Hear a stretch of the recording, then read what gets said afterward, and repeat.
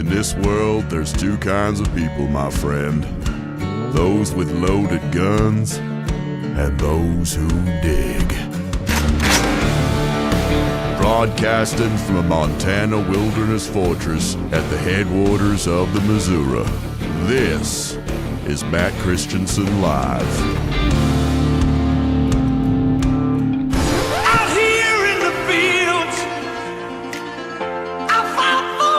But I want to personally congratulate CNN's Caitlin Collins, and I thought Caitlin had really made it big with a major new sponsorship. But then I informed her that it wasn't her on the Bud Light can, it was Dylan Mulvaney. I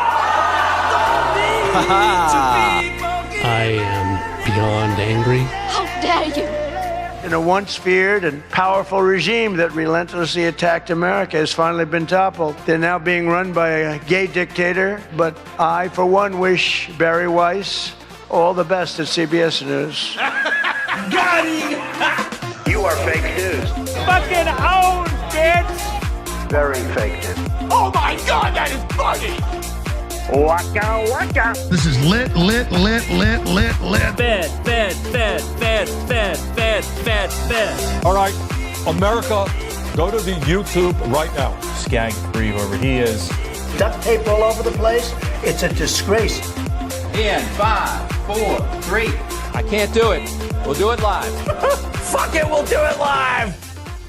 Hello and welcome to the show. This is Matt Christiansen Live, a proud duct tape production for Sunday, July 26th, 2026. Thank you for tuning in. I'm sitting shotgun tonight. In his usual Sunday seat is the highly regarded Matt Palumbo. Welcome back. Good to be back. Saddle up, partner. Great guest tonight. Sean Fitzgerald is back, actual justice warrior. We'll catch up with all of Sean's work recently, including his recent debate with Cenk Uygur. I was watching earlier today, and not that I think Sean did a great job, of course. But there was no Cenk rage. It was like the most polite Cenk Uygur debate I've ever seen in my life. But very interesting nonetheless. Before Sean joins, of course, we'll talk the big Shiloh Hendrix conviction this week. That's right, the mom from the Minnesota playground is now convicted of saying it to a Somali-accused kitty rapist. Why don't you have the balls to say it right now again? Fuck you, But not the kid. Not the kid. You can say it, the lesson is you can say it to children, but not the guy who dared you to say it. That's what we learn here. There was a lot of stuff withheld from the trial, but they watched the video. The provocation's right in the video, whether he's an actual kitty rapist or not. So, Anyway, we'll get into that. Despite what that Somali guy said, she did indeed have the balls to say it. So now she's a criminal. We'll see if she can get that corrected on appeal at some point. For all the absurdity in this case, it is actually one of the most significant First Amendment cases in some time, and is probably a wise appeal for that reason. And we'll talk more about potential First Amendment implications if they did decide to make a federal constitutional appeal on this basis. Sounds like they're going to go through the Minnesota court system first. I think they have to. So it could be a while. But if this case gets before the Supreme Court and I get to hear Jumanji Brown Jackson talk about the Minnesota playground N-word incident, it's going to be one of the greatest days in American history. I can't wait. This ends with Clarence Thomas granting a national N-word pass. This is how this case ends. Silver lining in all of it too, Shiloh's lawyer appears to be an absolutely awesome dude. Yeah. He is perhaps the hero we need for this moment. So we'll take a look at Shiloh's lawyer as well, plus some other odds and ends. And of course we have Hoax Hate to close. Before we get into all of that, got to say hello to our featured listener-owned business for the evening. That's our friends at Kinneal Mountain Woodsmithing. And before we do, don't forget, my new retro video game is available for pre-order as well. Hey, have you heard I now have a video game? Thanks to our friends at Soren Games, Matt Christiansen Media Mayhem is shipping soon. It is a retro-style Game Boy Color game that will play on any of your devices, your PC, your Mac, your phone, or tablet. Join me in my quest to perfectly cook French fries, 425, bring vehicular justice to cyclists while avoiding ethnic truck drivers, evade Soviet pursuit, and much more, all to achieve my ultimate destiny, confronting the masked journalist, defeating her, and earning the front page hit piece that is rightfully mine, and wearing the coveted golden flannel to mark the achievement. The game is full of bits and references, secrets, and even extra titles from our friends at Soren Games, games within the game. You even get an arcade version of their Leering Center game. Collect the cash and evade the oversight. It's all just $10. Learn more at mattchristiansenmedia.com/game. That's mattchristiansenmedia.com/game to pick up Matt Christiansen Media Mayhem, playable on all your devices. Kineo Mountain Woodsmithing makes high-quality, handmade premium hardwood cutting boards, charcuterie boards, serving trays, and more, all of which are great gift options or the perfect piece to class up your kitchen or anywhere else in your home. Blake at Kineo Mountain Woodsmithing made me a cutting board engraved with my very own channel logo, and it looks amazing. It's been a part of our family kitchen for a long time now. It has not aged a bit. And in addition to the quality, that's the best part about Kineo Mountain Woodsmithing's products. They are fully customizable, not just in materials, but in engravings too. So if you'd like to personalize a gift like that one, that can be arranged. Or if you have any other custom hardwood project in mind, no matter how big or how small, Kineo Mountain Woodsmithing can make that a reality for you. Just get in touch at kineowood.com. All Kineo Mountain Woodsmithing products are made in Colorado from premium domestic hardwood sources. Kineo Mountain Woodsmithing is the absolute highest quality woodworking that will last you forever. The listeners of this show get 10% off all Kineo Mountain Woodsmithing products and services using promo code MATT10 at checkout. That's promo code MATT10 for 10% off everything at kineowood.com, KINEOWOOD.com, promo code MATT10 at checkout.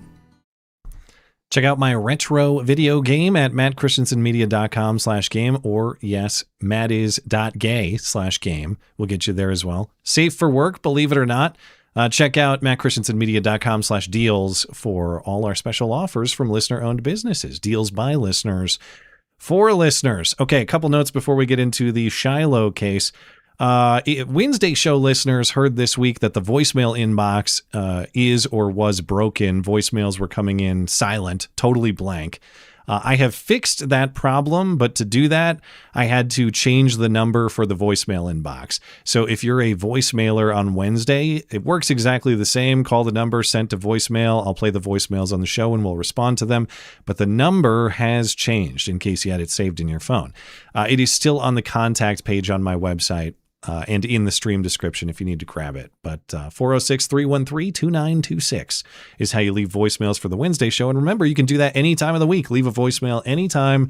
We'll come back to it on the Wednesday stream and respond to it. And in one other piece of housekeeping, after weeks of problems, despite my hope otherwise, we finally got the Superchat system functioning.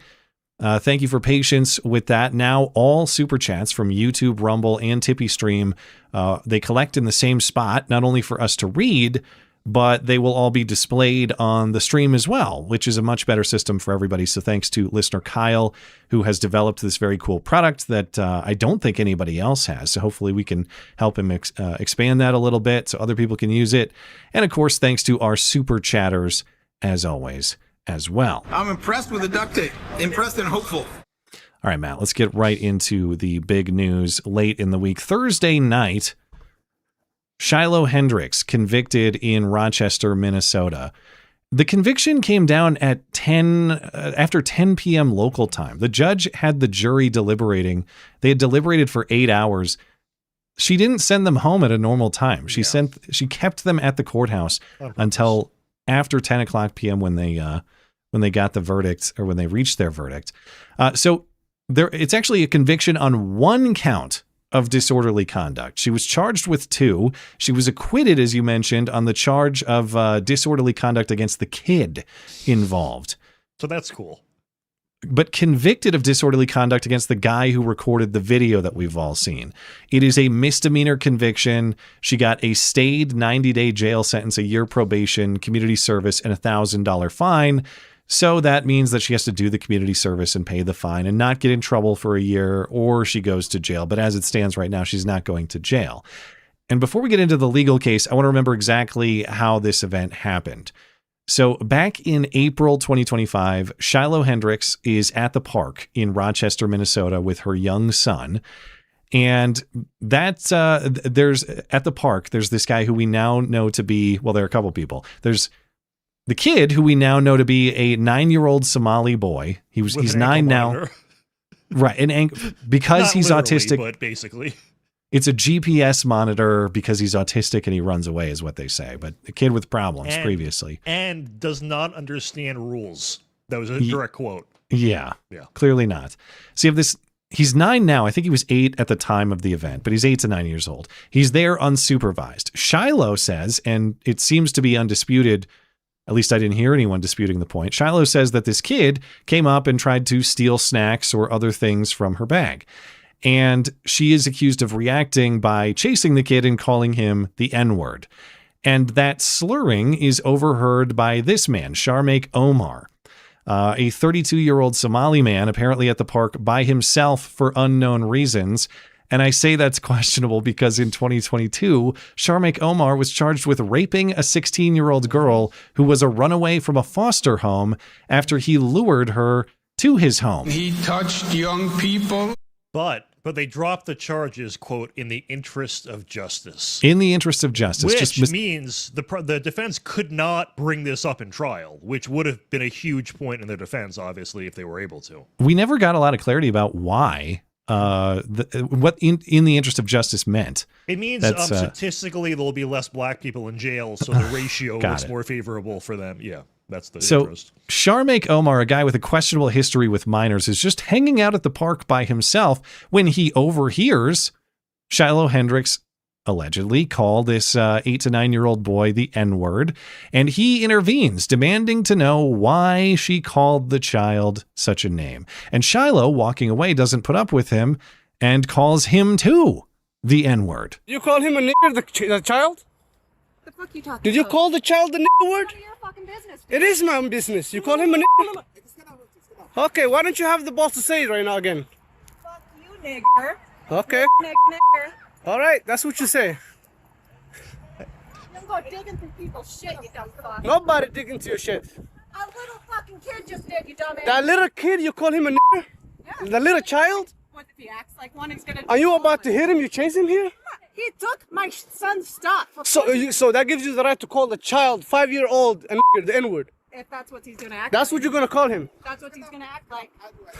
You know, that's a hate speech. And you can be recorded for that. I don't give a shit. Huh. Fuck off. Okay, we'll see about that, what the internet has to say about you. I just love the little clicking noises she does. I guess I didn't notice. What were the clicking noises? Well, it was like she was mocking an African language. I assume that's what she was doing. It was a nice little touch. So notably, the only threat in that original video is from this guy recording the video, Sharmaik Omar, at least implied, saying he's going to expose her on the internet and get her punished that way. At no point in the video that we have does Shiloh Hendrix actually threaten anybody. She just says a bad word after being badgered into it by this guy.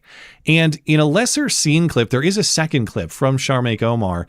He clearly continued to follow her to her car as she leaves. Seeing is believing.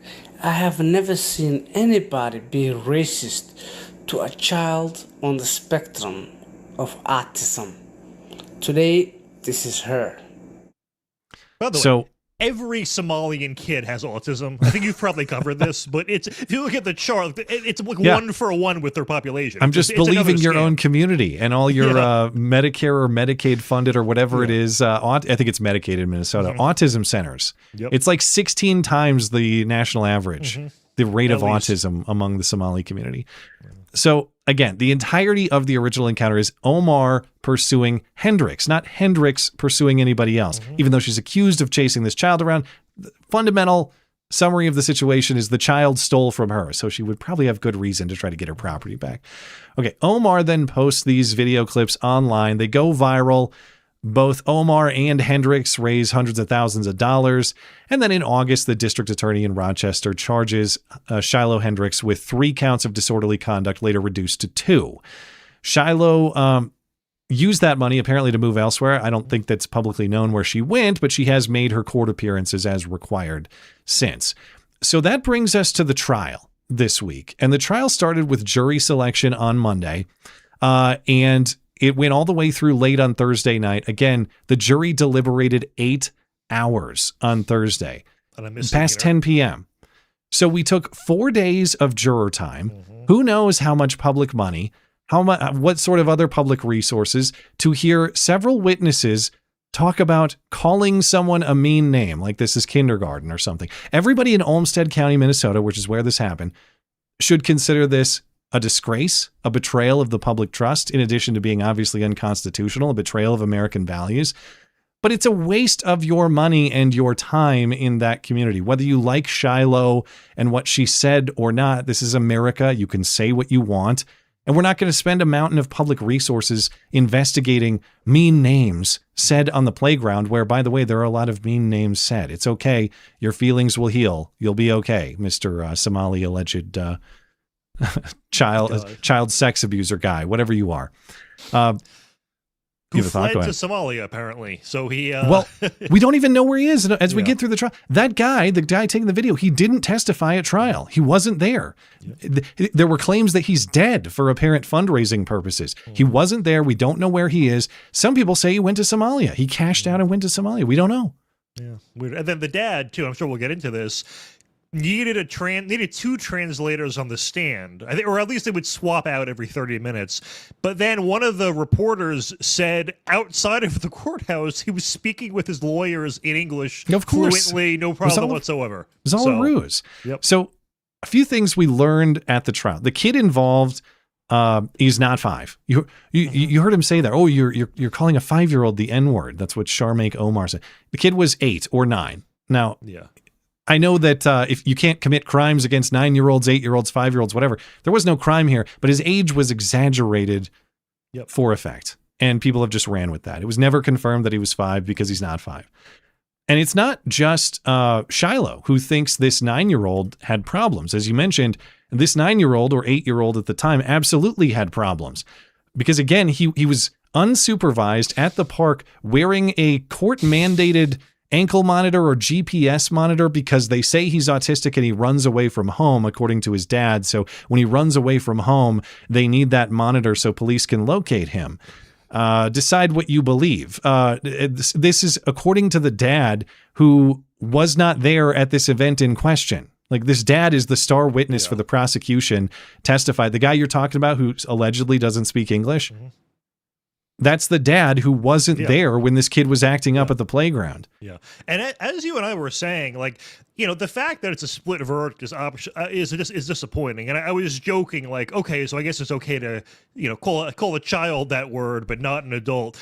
It's probably, and you were, you know, it's probably just because there was no recording of it. So there's plausible deniability. I think that is the leading theory about why the jury would acquit on the charge related to the child, but convict on the charge related to the adult. Is the N-wording of the adult is on video. The N-wording of the child is not, so perhaps they had reasonable doubt. Or perhaps there were people like me in that jury room who went in there and like, if I was on that jury, I would go in there and say, this is a waste of time. This is a disgrace. This is a betrayal of the public trust. And there's not a damn thing you can say to me that will ever get me to convict. So decide if you want to go home, call an acquittal now and go home, or I'm going to sit here and play my retro video game on my phone, see if I can get the high score. I will not be moved. Maybe it was like that. And then 8 hours later, like, all right, son of a bitch. How about one of them? To get back to.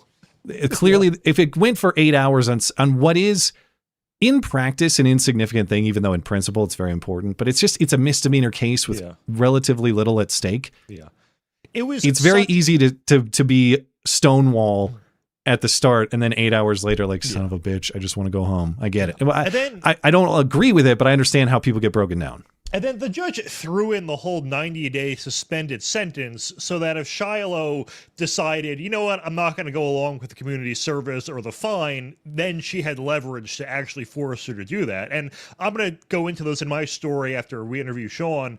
This judge has let really serious criminals off with less community service than Shiloh and no suspended sentence whatsoever, just straight probation or house arrest. So it is 100% politically motivated, the sentence. I like I was saying, I think the decision to we heard Shiloh's defense attorney say it's pretty odd, especially in what is a relatively low level case, to keep the jury there until past 10 o'clock at night. I'm going to guess that's strategic. Again, can you break down the people who are stonewalling? And if it's past 10 p.m. and you got a family, you got a life to live, it just seems strategic to make that decision. When even in hugely important murder trials, do juries stay till late at night? Maybe they do. I don't know. People with more experience in criminal trials could tell me, but that seems very odd in this situation. And from there, like, I know where I live in the county I'm in, you get reimbursed $5 a day for jury duty, which they set that rate in 1932 and then never indexed it to inflation. But if other counties are like that, they're not really getting compensated for their time to be there, and it's a BS case.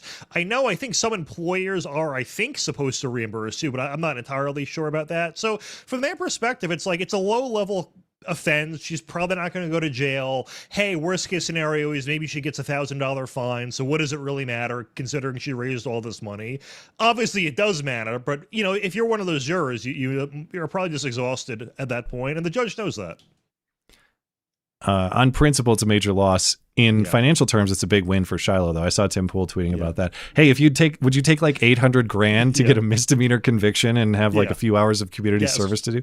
It seems like a win in that way, but people were really pissed off at Tim. I think they were mistakenly thinking he was trying to justify what happened, but it was more just a silver lining in that, this sucks, but if you make $1 million for 200 hours of community service, I'll take, it's not the worst thing in the world, I guess. Shiloh Hendrix has released a statement over the weekend. Paraphrased, she says she's glad to be back with her sons at home. Her husband never left her side. She says she's not on social media, so don't be tricked by accounts claiming to be her. There has been that going on, in addition to people soliciting donations claiming to be her, so be careful about that.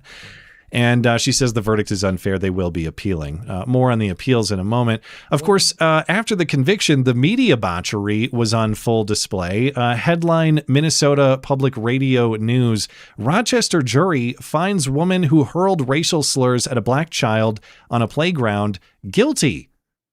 Yeah, but not guilty of the charge involving the child. In the headline. So kind of backward. Yeah. Also, to our last point, someone in the chat said their wife works for a court, and it's very rare that jurors are there past 5 o'clock. Yeah, it seems odd to me. Yeah. So. Headline, local NBC, Care 11. Get this fruit off my screen. I hate here. this. I've seen this dyke in so many of these videos. I don't know. Probably drives a Subaru, I bet. Anyway. Definitely. So, Care 11, Rochester woman found guilty in trial after viral video of her calling a 5-year-old a slur. Again, not guilty on the charge involving the kid. And the kid's not 5. He's 8, then 9 now. We're going to actually kind of tell the truth in the subheading. Hendrix was convicted of 1 count of disorderly conduct for her behavior with the photographer. But we're going to emphasize the kid. We're going to make the kid the headline, even though the kid, there was actually an acquittal on the involvement of the kid. So some points of analysis. Again, the question of how there would be acquittal for the kid and conviction for the interaction with the adult. I think it just breaks down to the video. That's the most sensible explanation I've seen. I'll emphasize again, given the video, how is Sharmaik Omar not guilty of disorderly conduct? Because the only person physically advancing on another is Omar, at least on video. I know Shiloh was accused of chasing the kid because he stole her stuff, but he advanced on Shiloh the whole time. He followed Shiloh to her car. She never did anything physically aggressive to him, yet she's convicted. And what exactly is the conduct? I've seen left-wing comment sections all over the week. Well, disorderly conduct, that's the way to just don't engage in conflict with people in public. You won't get in trouble this way. Okay, but what's the conduct that was disorderly? Was the conduct walking to her car? Was the conduct maybe chasing the kid, but again, acquitted on that charge. So that doesn't apply to the interaction with the guy recording the video.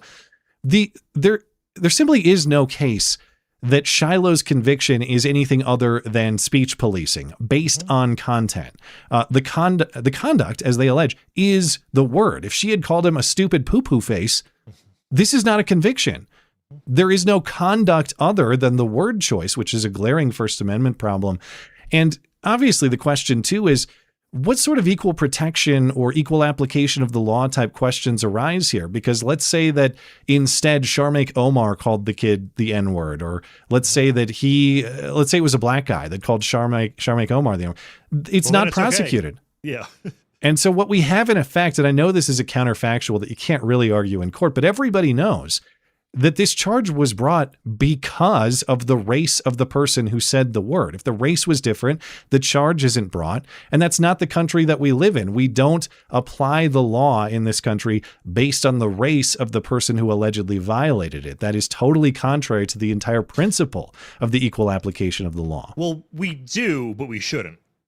It's just a we did in this case. Reality. Yeah. It's So that brings us to the angles of the appeal and the hero who emerged in this case, Shiloh's defense lawyer, Brian Corrales. And I first heard Brian in a local news story quoting him outside the courthouse on Thursday night. And one angle of, he's talking about one particular angle he thinks there is for appeal, but this is hilarious. This whole thing is fucking bullshit. That was defense attorney Brian Corrales' reaction moments after a jury found Shiloh Hendrix guilty on one count of disorderly conduct.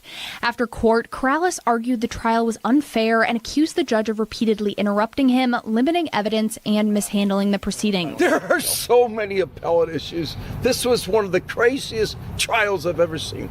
One issue Corrales repeatedly pointed to involved Rule 901 of the Minnesota Rules of Evidence, which deals with introducing evidence at trial. Judge said Rule 901 of the Rules of Evidence only applies to prosecutors. You were there. I mean, come on. Come on. Look it up. You're not going to do the research. You're not going to look up Rule 901. So we decided to look up Rule 901 and clarify whether it does apply to both sides with defense attorney Peter Martin, who has known Corrales for years and says he was in contact with him throughout portions of the trial. So Rule 9 requires the prosecution to turn over stuff. And if they didn't turn it over, that's a clear violation of Ms. Hendrix's rights in this case. Corrales says he plans to appeal the conviction, arguing multiple issues throughout the trial made for an unfair proceeding. Okay. Well, first of all, Mr. Corrales, thank you for your submission to the soundboard. This whole thing is fucking bullshit. I had to go grab the uncensored version. This whole thing is fucking bullshit. I will keep it handy. I'm going to retain him at some point in the future. You might wonder why talk about the rules of evidence and not the glaring First Amendment issues. Now, my understanding is they're going to have to exhaust their Minnesota state appeals before trying any federal constitutional rights angle. So they're going to work through the Minnesota court system first. So that's why we're going to deal with rules of evidence stuff. But just like those prior headlines, this edit is actually a classic case of misrepresenting the case too. What Brian Corrales said what he was describing when he said this case is fucking bullshit, he was talking about how the camera guy in the case committed perjury and fraud, and they just edited that out. So here's actually the raw video of Corrales outside the courthouse. This is a fraud. This whole thing's a fraud. The cameraman? The cameraman! By the way, let's make something clear. They didn't convict him with the child. Your headlines can be about the child. No, they convicted her on the video with the cameraman. The disorderly conduct is about the cameraman. Right. And from what I understand about the cameraman, he has a GoFundMe. And his GoFundMe, his GoFundMe is he died. He has a GoFundMe that he died. Give money to the cameraman who died. And from what I understand, he's well alive. This whole thing is fucking bullshit. Mr. Corrales. This is a fraud. This is a fraud upon the community. So I don't know about the claim that he died, but again, we don't actually know where the cameraman is. He was not a part of the trial.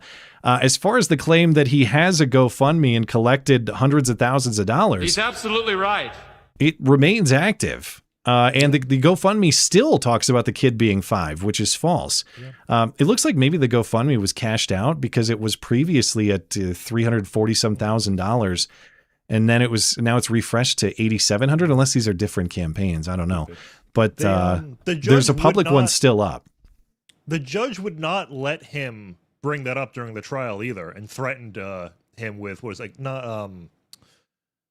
I can't remember what legal threat she had made to him, like to sanction him or something to that effect, but would not let him bring up the fact that he was cashing in on this himself. Yeah. The lawyer is also going to be in big trouble himself because he referred to the process as a, quote, monkey court. Oh, this is insane. This isn't law. This is a circus. This is monkey court. This is nuts. Well, you can say that to an 8-year-old, but not to a cameraman, to be fair. Someone arrest that man for disorderly conduct immediately. I can't believe he said that. Sean is here. I'm going to be really quick and just mention the First Amendment issues at stake here, because it'll be kind of weird if we come back to them later. So ultimately, if this is appealed federally into the Supreme Court, it would be on First Amendment free speech grounds. And that's the fundamental issue at stake here. Do you have the right to say what you want in public or not?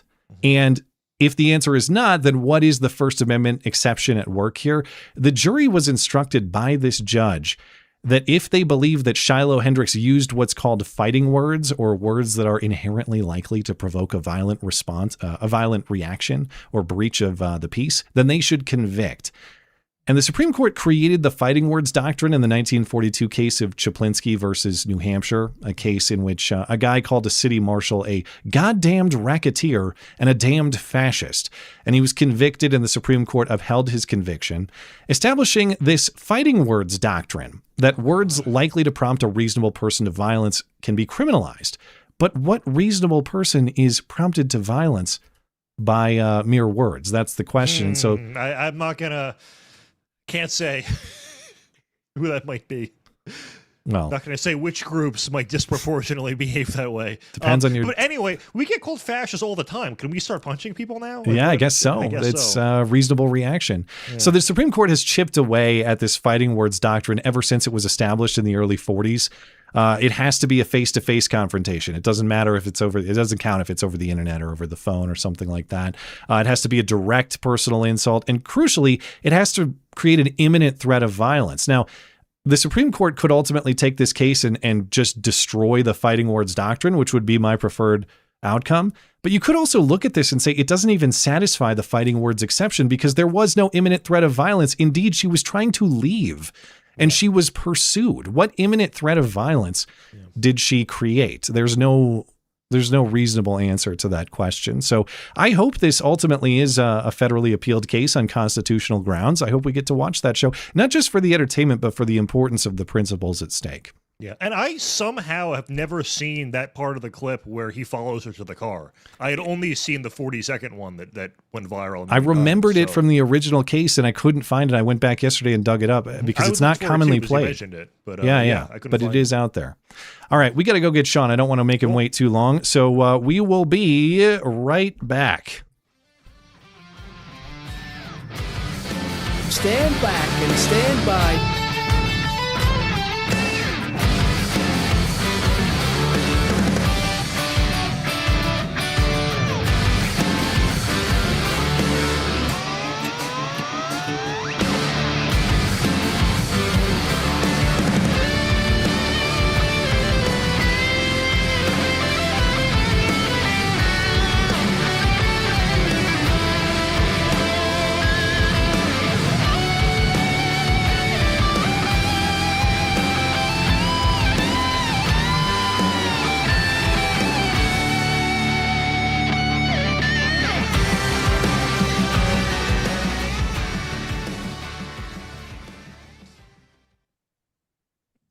Muted myself. There we go. One mistake per stream. It was on me.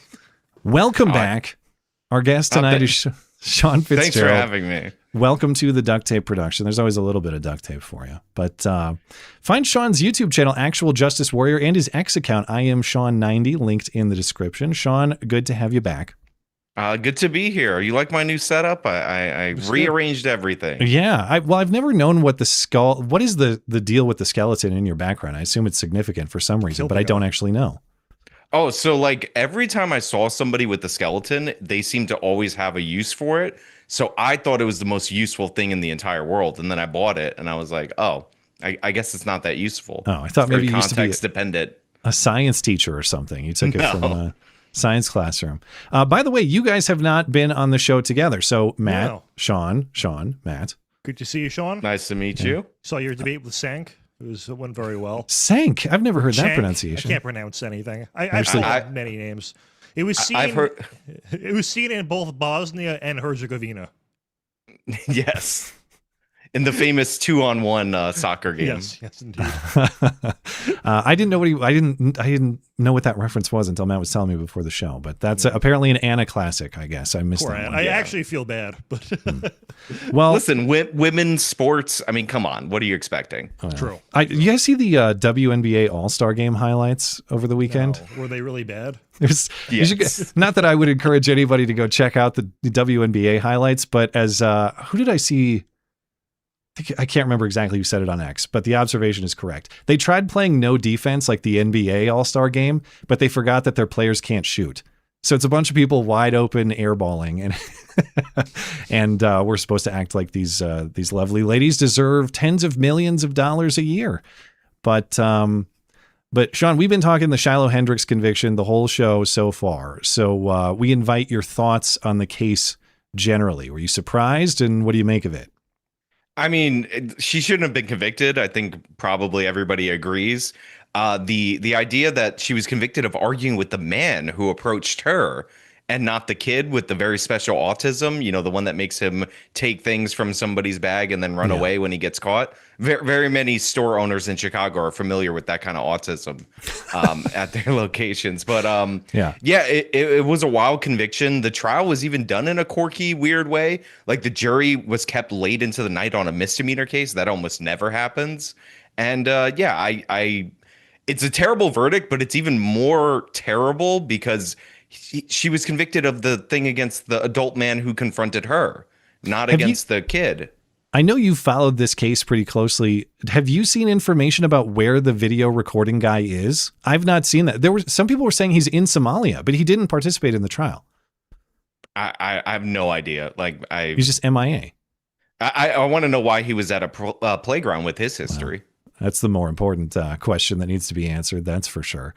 But do you think this has legs as far as, say, like an eventual federal constitutional appeal? You think they're saying they're going to appeal it. I wonder if this will actually go the full length in terms of the court appeal, the appeals court process, and we'll actually see this as something of a significant First Amendment case.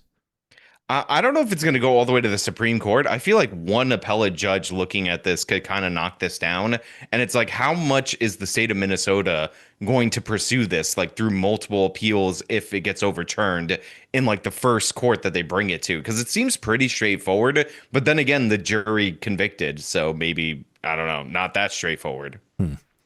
Well, I want to talk a little bit about your, unless you have more Shiloh thoughts, but let's talk about your debate with, how do you pronounce his name? Is it Cenk? Now I'm second. It's Cenk. C is a J in Turkestan. That's how I've always said it. But earlier this month, you had a debate with Cenk, and I was listening to it earlier today. You guys were talking about whether the Democrat socialists are too crazy and whether they actually believe what they say. And I thought you conducted yourself well and convincingly, of course. I was just waiting for the moment of Cenk rage, and it never came. This was like the most reasonable, polite Cenk performance I've ever seen. I baited him too. Like I worked in the pretend-decide thing. I told him I didn't care about his third world like grudge match. Like I kept pressing, and he didn't do it. After the end of the debate, not to disclose too much about Brad, but he was like, yeah, I thought he was gonna go off when you said this, this, and this. And he was apparently he took his downers that morning or something. Did you think Cenk maybe made good points on anything that he discussed, or are you going to stand by total ownership of Cenk?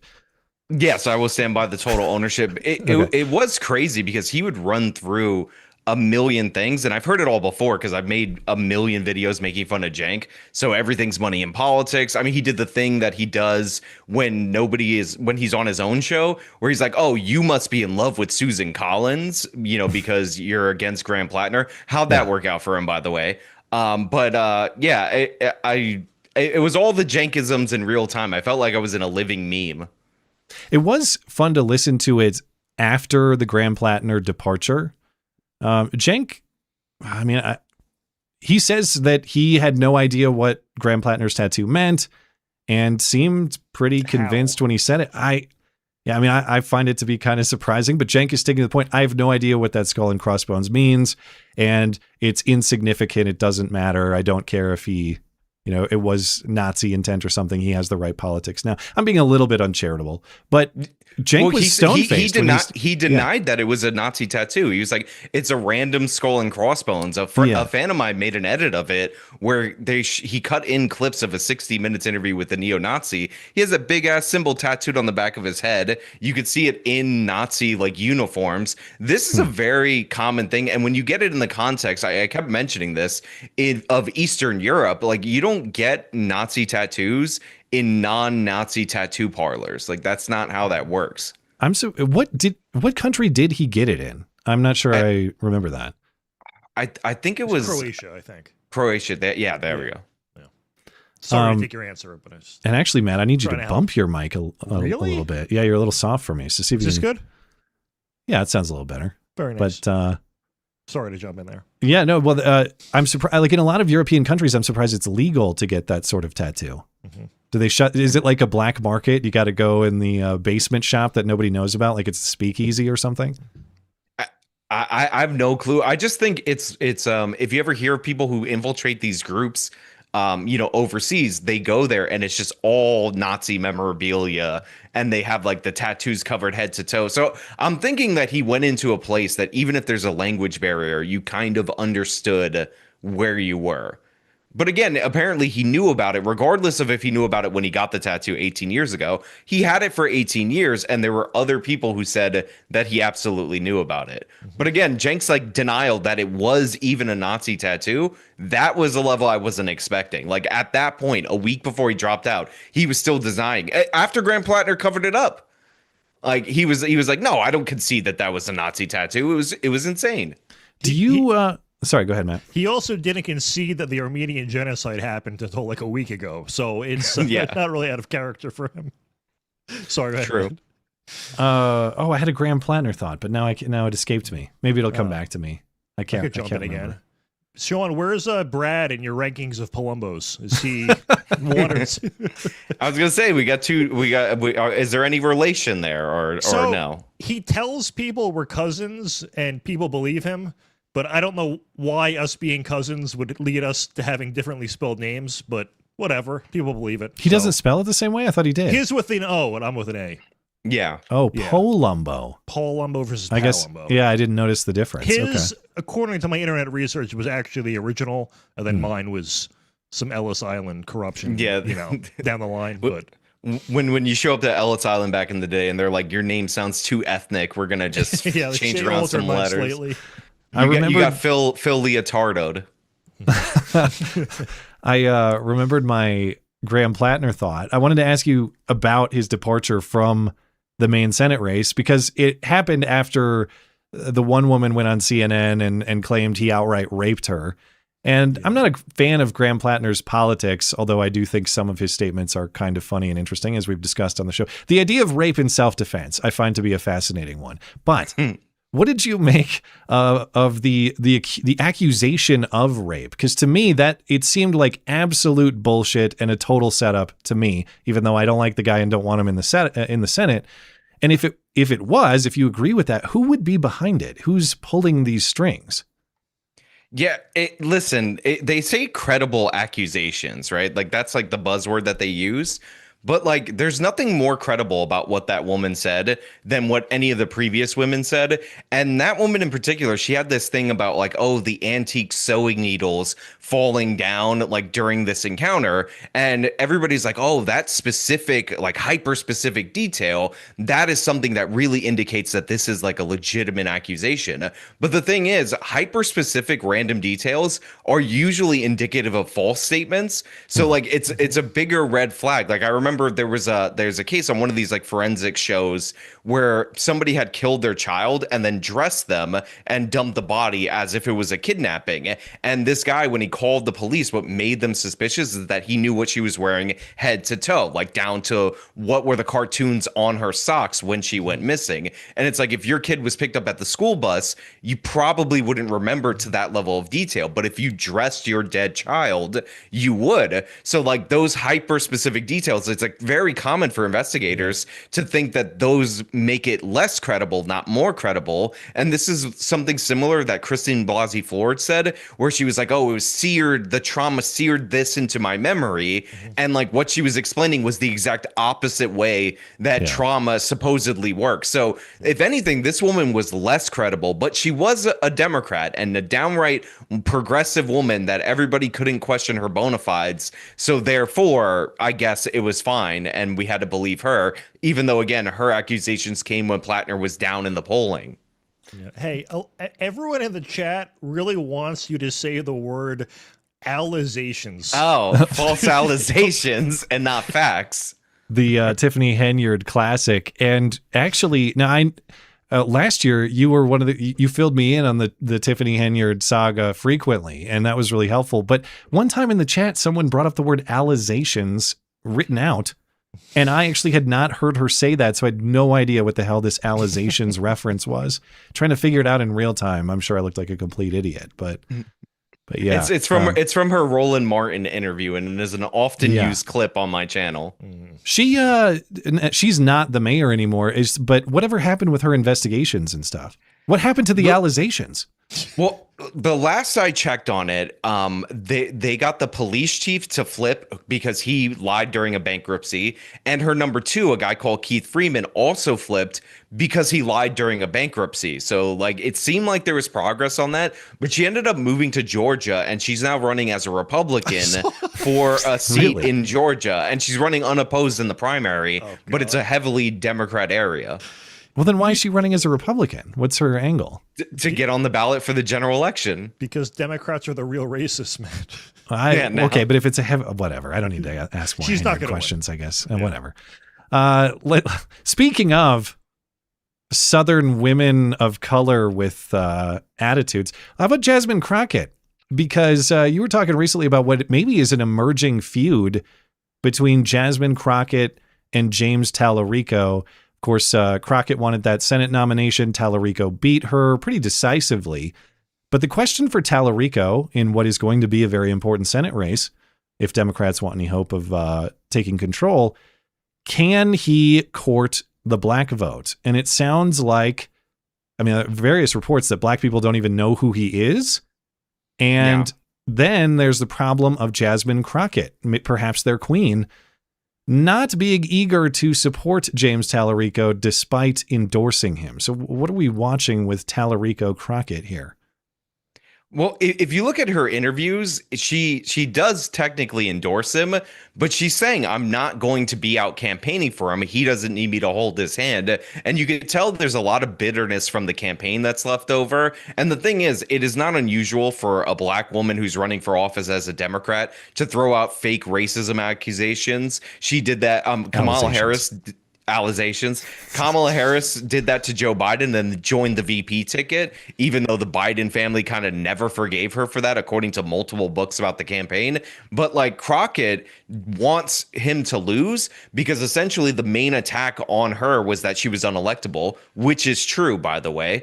And she wants him to lose. So it's like, oh, I could always claim that I was more electable than him. Same way that Joe Biden was kind of like weirdly campaigning against Kamala Harris because he's like, I'm the only one who can beat Trump. And then if Kamala wins, that kind of undercuts that. But if she loses, then Joe Biden still has his undefeated record. So it seems like Crockett is kind of sabotaging the campaign or not preventing black supporters of her from sabotaging the campaign. Because if you go on TikTok and you look at black TikTok, they're like, this guy's a horrible racist. He was darkening the skin, all the things that she accused him of that are all lies, by the way, during the campaign. Do you buy the Talarico steam, the momentum? I'm a little bit nervous about him. And a lot of people in Texas tell me that's foolishness. I don't need to be worried about this fruit. But I don't. Maybe it's just that Paxton doesn't seem like a hugely inspiring candidate. If you saw his victory, his election night or his primary night, or I guess that was a runoff, but when he won, they call him Talarico. They call him, what was it, like 8 Genders Jimmy or something like, I can't remember what it was, but it was the energy behind Paxton in combination with perhaps some enthusiasm for this Beto variant. I'm a little bit nervous about that seat. Is that, what do you make of that? I don't think they're going to lose the seat, but it's going to cost Republicans an unnecessary amount of money in order to defend the seat, because Ken Paxton also has a ton of controversies. Like, I got a friend, Tony Ortiz. He's the guy behind Current Revolt, which is he calls it it is the Texas paper of record. Let me give him all his hype. And he does only Texas politics. And the number of scandals attached to Ken Paxton are ridiculous. Financial, extramarital affairs, all these things that are totally unnecessary for a candidate that are bringing him down in the polls and making Talarico within striking distance. Now, maybe Talarico doesn't have enough steam and the Democrats will waste a lot of money, a la Beto O'Rourke, who, if you remember when he ran against Cruz, he had something like $43 million in his war chest. It was insane how much money they raised for him, only for him to get walloped. But the fact is, Republicans have made a seat that is not supposed to be competitive, needlessly competitive, by nominating maybe the worst candidate that they could have nominated. Okay, so I guess maybe a little bit of nervousness on your part. You're saying he's not going to win, or Talarico's not going to win, but I don't think he can win. But the thing is, Ken Paxton, 100%, you could see a scandal drop that is, that's devastating in October. He has many of them. Again, check out Current Revolt. The guy's not a left-wing guy; he just covers Texas politics, but he gets all of these people. And the Ken Paxton, they're not files, but we'll call them the Ken Paxton files. They're deep, Plattner deep. Just bring out the same lady. He raped me on the couch after he came over after I told him no. They'll drop the same tactic. Yeah, basically, or bring out it's Texas, so you got to bring out an old retired Dallas Cowboys cheerleader with like a big fake chest, the bleach blonde hair, and same deal, sewing needles, everything. Yeah.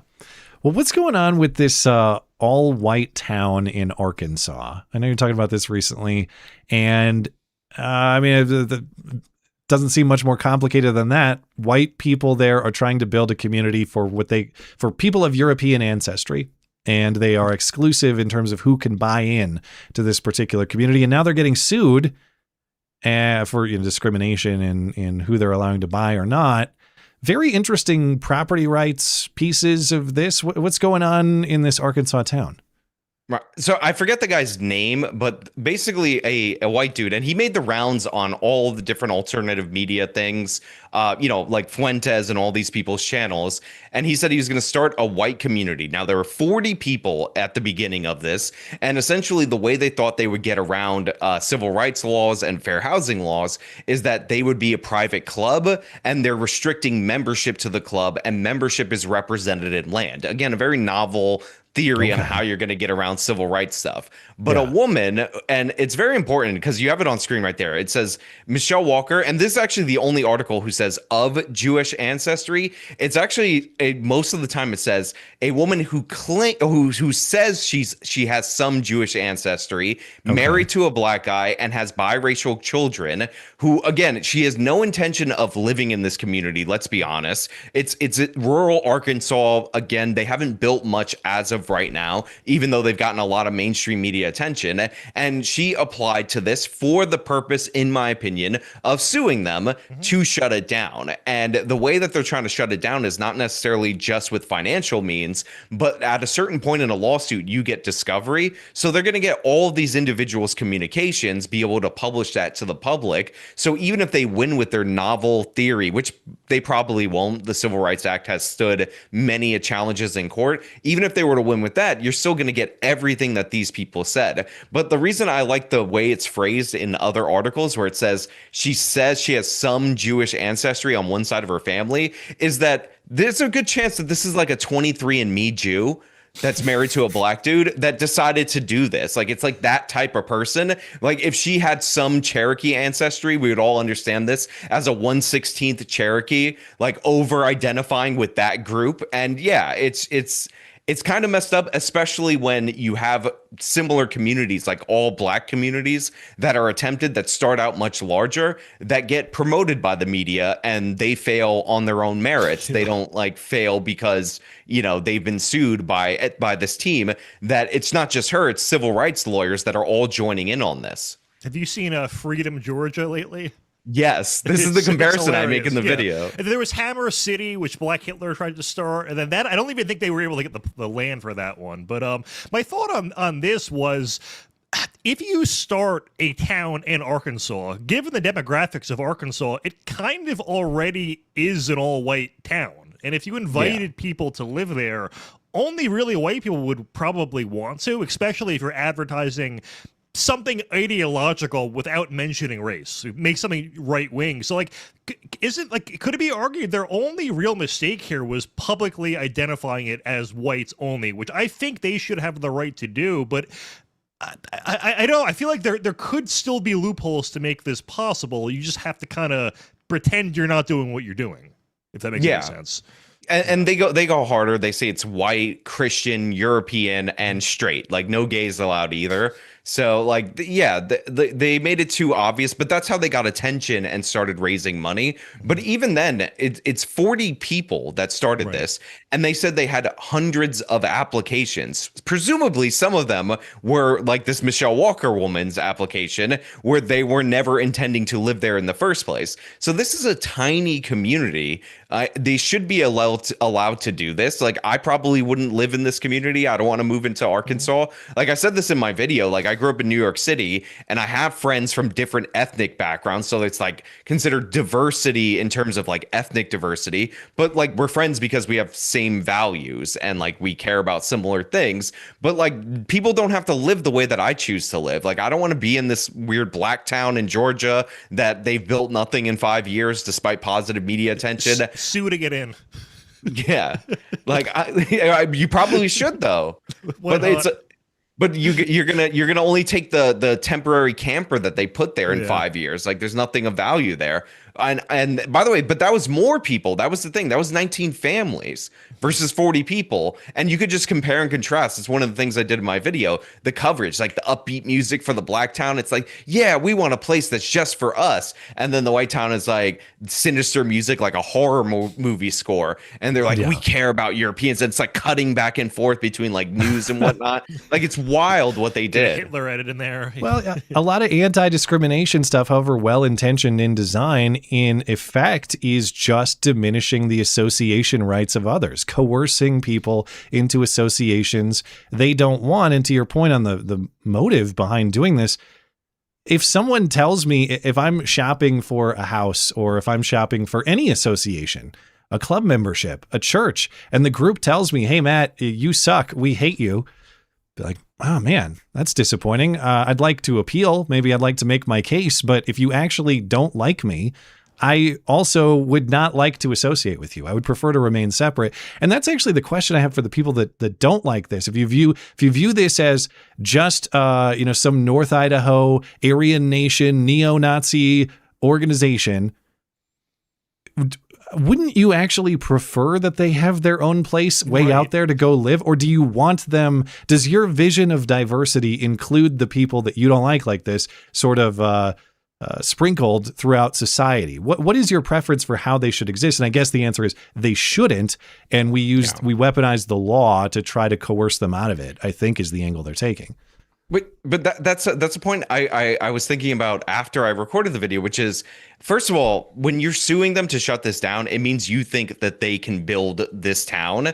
And I have serious questions about building a town in like unideal land that was bought up for cheap. Like there's a reason towns form where they do, like throughout history. So I don't know if you can manufacture that, but they're afraid that this will succeed in a way that nobody was afraid that Freedom, Georgia would succeed, or Black Hitler's little, gay Black Hitler's little Black Hammer town will succeed. But like also, again, you're right. If these are like the horrible racist white nationalists that you don't want to be near. Isn't it better if they go like, you know, F off into the wilderness? Like, you wouldn't want to live with them anyway. It's like, no. You're disgusting, reprehensible people, and your views need to be shuttered from society. But as soon as you try to shutter yourself from society, we're not having that. Excuse me, sir. We need to move in right next door. Yeah. Well, that's our guest, Sean Fitzgerald. Find him on YouTube. Actual Justice Warrior is the channel, and X at IamSean90. They're linked in the description for you. Sean, is there anything else you'd like to promote? No, not as of right now. I'll be releasing videos throughout the week. I don't know what the topics are yet. All right. Well, we appreciate you stopping by as always. Have a great night. Right. Thank you for having me. There he goes. We'll be right back.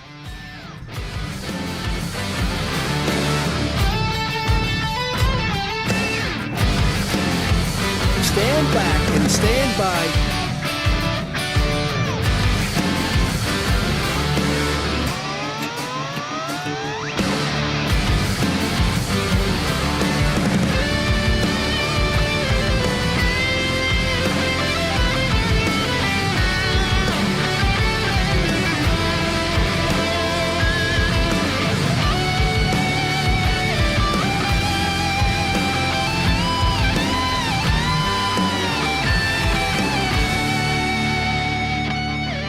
If you enjoy the show, please consider supporting the show by becoming a member of the MC Club. For as little as $1 a month, you will enjoy a series of exclusive perks, including ad-free videos and podcasts, video calls, and a community Discord server with me and other listeners, loot box giveaways with channel merchandise, your name in the credit roll after videos and streams, and much more. But most importantly, you will help keep the duct tape production alive and independent from all those sinister forces of control. Join the MC Club at mattchristiansenmedia.com/support. Linked in the description.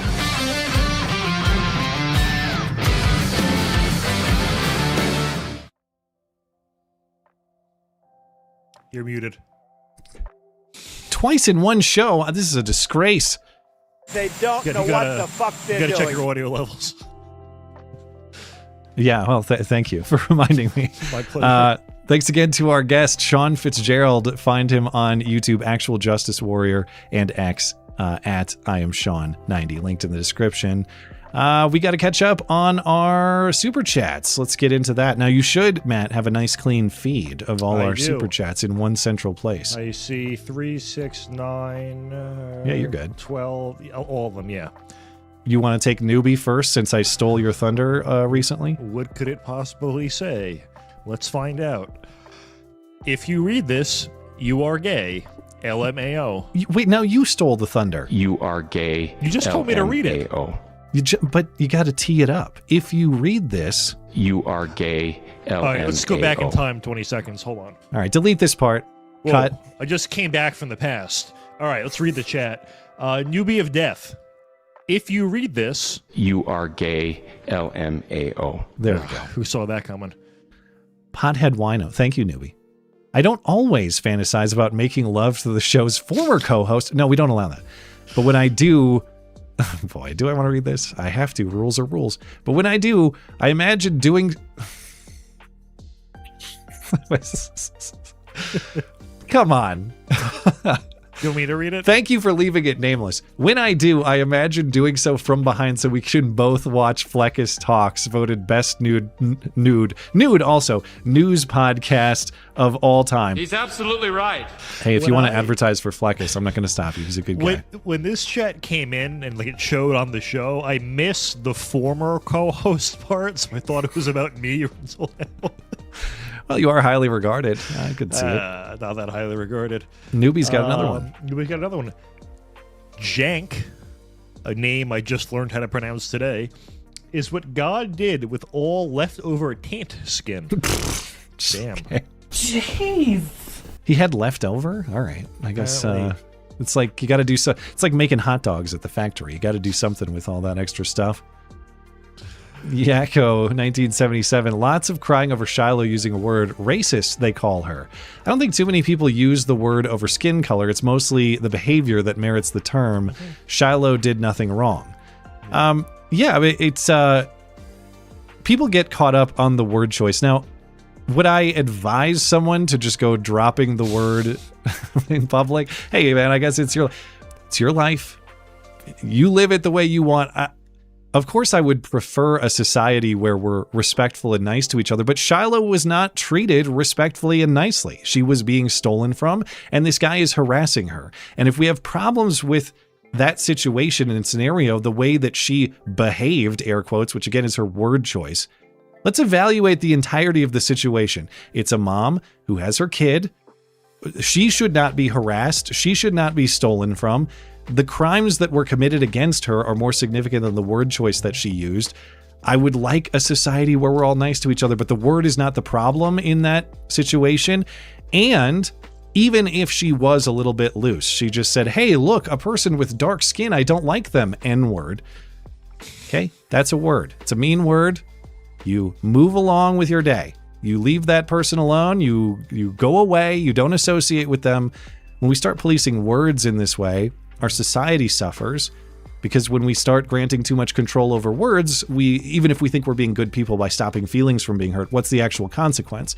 Government control of words necessarily means government control of the truth as they define it, because as soon as we're not free to use words as we believe to be correct and true, as soon as there are rules imposed on us by the government for that to happen, the truth is the consequence. Yeah. That's why we have to defend this on principle. What happened with the N-word is really the most sinister case of cultural appropriation that has ever existed. Like, we invent it, they steal it, we get our lives ruined for using it. They made it cool for themselves. Exactly. They stole it from us. Which is the only thing they've ever stolen from us. VV. Thank you, Yakko. VV. Can we expect this to go to the Supreme Court? The Hendrix BS. I am a colored person. It's a person of color, apparently. Yeah. Thank you for correcting this colored person. They get a C pass. Yeah. I stand to benefit with how it just moved on me. What the hell just happened to it? I stand to benefit. Oh, it might have auto. We had one just come in, so it might have auto filled. Yeah. All right, sorry. I stand to benefit with how this all played out, and yet I can still admit this is other horseshit and so tiresome. Agreed. I don't think it'll get all the way to the Supreme Court, but if it did, as I said, Clarence Thomas giving a nationwide N-word pass will be a great outcome. It could be just shot down in federal courts, and then Minnesota decides to give up. That's what Sean was saying. It's plausible, but that would be a good effect too. I just want to see the show too. Yeah. LaDonna should be Shiloh's spokesperson. It's not against the law, ho. Fuck you. Maybe if we were to sub, there are a few people I would want to be Shiloh's lawyer over the guy that already is her lawyer, Brian Corrales. He's so good. LaDonna would be a worthy nominee for sure. The Spirit of Lexington says we have a serious judge problem in this country. And yeah, that's a huge part. I mean, in El Salvador, Bukele went nuclear on criminals, but he also purged a lot of judges that were basically, like the ones we're seeing here. So yeah, we need to do something about them. Matt's going to explain the problems with this particular judge momentarily. She sucks. Yeah. She looks like a very nice lady, and that's the problem. VV, wait, which one did you just read? The one you read Spirit of Lexington. With I suspect. Yeah. Oh, right. So VV, we're on VV, right? Yeah. I suspect that new Corrales sounder is going to be used a lot. It's just that timeline. This whole thing is fucking bullshit. Yeah, it's a great button to have. The Daddy Man says, the fact the First Amendment applies to the states is not something you'd get from the Constitution. Not originally, yeah. Of course, now through the incorporation doctrine post-14th, yes. But that was not the original design. It was just that the federal government was not going to police speech in this way. And frankly, I mean, same thing with the Second Amendment and the rest of the Bill of Rights. These were federal things. The federal government's not going to mess with these things. The states, keep in mind, the states had established religions at the time of the founding. There were all sorts of things that we would consider blasphemy laws, stuff like that. Things that we would consider contrary to the Bill of Rights at the time. But the reason is exactly what you're describing, that there was no incorporation of the federal Constitution and the Bill of Rights to the states. And as much as I like First Amendment protections and Second Amendment protections and really the rest of the Bill of Rights, if I could go back to that original bargain where the states had control of these things and the federal government just did not meddle, I probably would actually take that bargain. I've thought about this a lot because on the one hand, I don't want the federal government, as much as I like First Amendment protections, the federal government protecting quote unquote rights has been weaponized and abused in any number of ways to disastrous effect otherwise. See the entire substantive due process doctrine under the 14th Amendment and the protection of abortion and all the nonsense that has happened. So do I want the federal government protecting these rights or do I not? I've gone back and forth on that because it makes sense to me that a country would have like a club has a baseline set of rules that everyone follows, and that could be the Bill of Rights. It makes sense. But on the other side of it, like, shouldn't the people be in charge of this stuff and the federal government just leaves it alone? I think I would prefer for the federal government to leave everything alone and the states to have their political power maximized, even if that means kooky states can do kooky stuff like Minnesota surely would. Yep. Thank you, Daddy Man. Hey, don't steal my turn. Oh, I'm sorry. I forgot you were answering the one I just read. Sorry, go ahead. Book track rules. Shout out to Tom Hennessy, who kept us up to date with the case. Crowder and Tim Pool had a shitty take on this case. Midterm is here. You better ask questions before they represent you. I don't know what Crowder or Tim said. I hope that upset about Tim when he said the whole, like, you know, getting $1 million for 200 hours of community service isn't a bad deal. And some people in the chat were actually pissed at me for sort of agreeing kind of. It's not good. It's just, it's a deal many would take, but obviously it's not good on principle. Not only is the outcome bullshit, the fact that there was charges in a trial at all is bullshit. Yeah. I'm not disagreeing with that. I'm just saying, if I got dragged through this whole farce for a year, at least you get something for it. I mean, it still should have never happened, but yeah. And I think it'll get overturned and all that. So I don't know. People are getting. I think they're misunderstanding what he meant by it. But I just saw the tweet, so I didn't hear what he said beyond that. I hope people aren't caving, and by that I mean, like, well, it was a kid, and that's the really bad word. Shiloh Hendrix, Shiloh Hendrix could be the world's best mom. Shiloh Hendrix could be a complete piece of shit. I don't know. All right, she's out there taking care of her kid, and as long as she's doing that, there's something good about her. I can say at least that much. Yeah. But the principles at stake here about whether we're actually going to go policing the use of a word as too mean, the mere use of a word, its mere utterance, is criminal conduct. That is a slope as slippery as any as we have ever encountered in the speech context. Yeah. So even though again, it's not about Shiloh personally, it's not about her, the way she talks to people. If you accept what has been presented here, criminal conviction for mere utterance of the word that is deemed too mean, that is a dangerous precedent to set.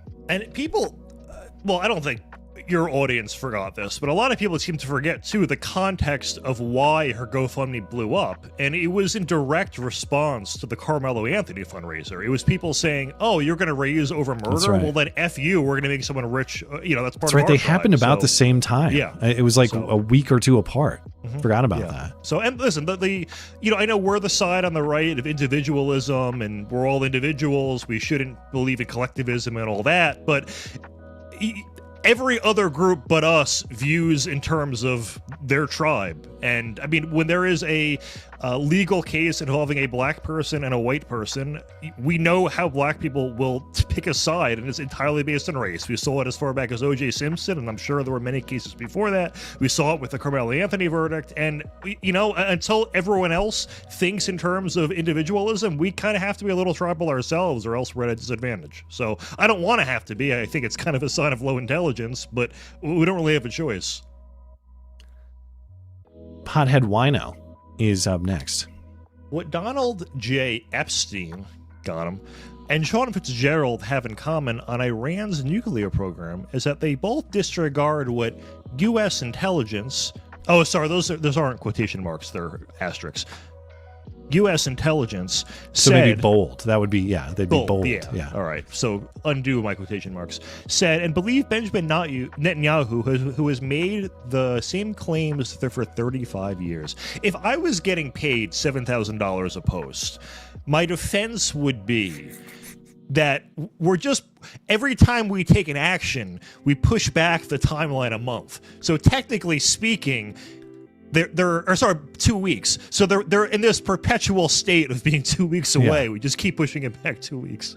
Well, if I was a hack. I'll let Sean speak for himself, and I'm sure you're welcome to challenge him and talk to him on whatever you'd like, and he's a pretty open guy, so you can definitely do that. But the comment's a joke, by the way. I don't actually think that. But well, as far as Trump and Iran, dude, he did the bridge bluff again. We were supposed to have Bridge Week. We were supposed to have Infrastructure Week, and it didn't happen. In fact, they backed off of it. There was supposed to be some big escalation in the Iran war coming, and then they paused on Friday. And they backed off of it because they're worried about getting further entangled. The tactical and communication mess continues, and I don't know. Nobody knows what the hell the plan is at this point. What are we doing week to week? We're still dropping bombs on some of their military infrastructure. But they're still firing stuff. They're still sending drones. They're still sending missiles. I'm sure they have been, their capacity has been reduced. Their capability has been reduced. But what are we doing? We're just letting this drag on and on without any clear plan other than the empty threats that are never realized. And they're, at this point, it's embarrassing because they're recycled empty threats. They're not even new and creative ones. They go, we're going to do bridge and power plant day, which we said a month ago and didn't do. Yeah. So we can decimate them 10 times mathematically.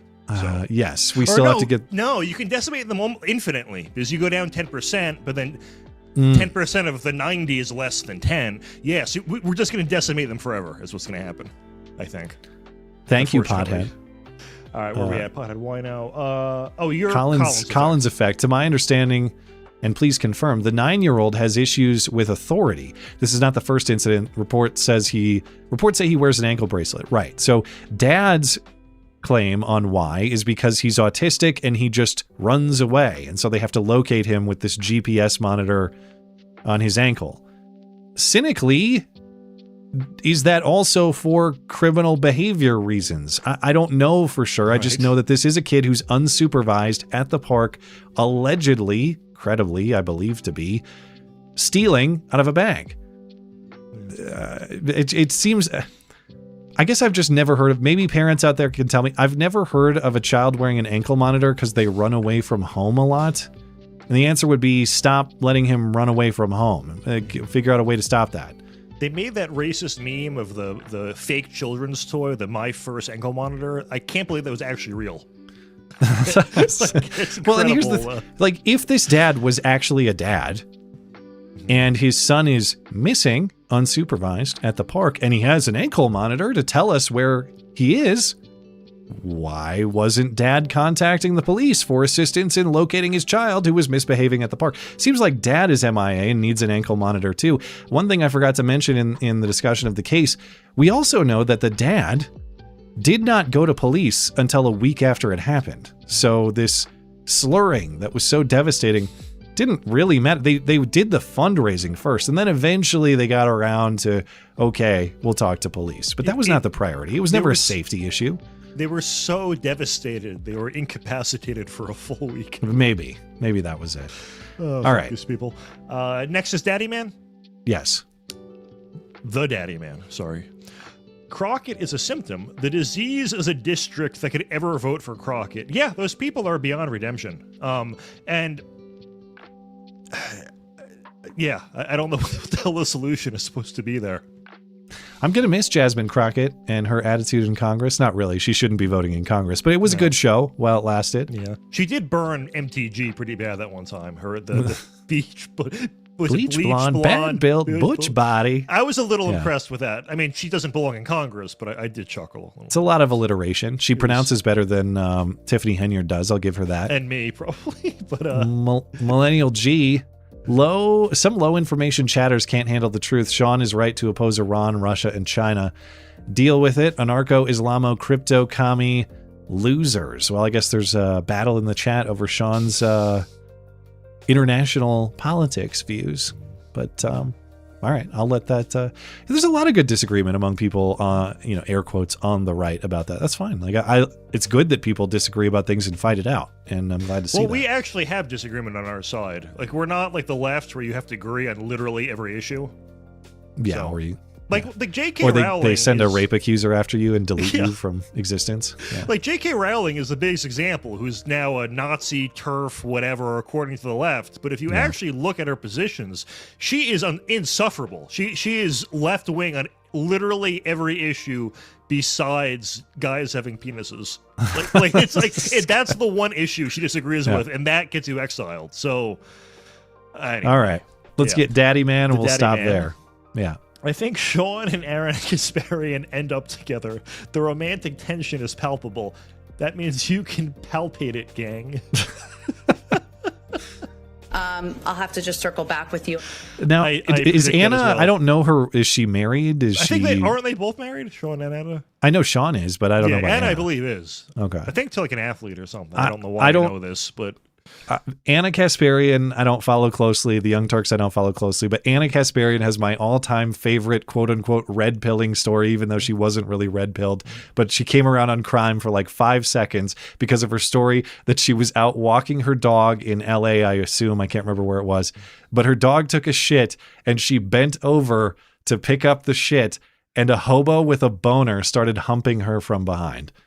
Jeez. That's how bad it had to get before she would start questioning her ideological priors. It's actually not like I don't want that to happen to women. Okay. I don't want that to happen to it shouldn't be happening. We shouldn't have a society where hobos with boners start humping women trying to pick up their dog's shit. That is end of times nonsense. However, that is the event that finally got the gears spinning in your head about how we ought to treat crime philosophically. Like living in LA and observing the rot that's going on there, you couldn't observe it from like 20 yards away and realize how bad it is. He had to come up and hump you with an erection.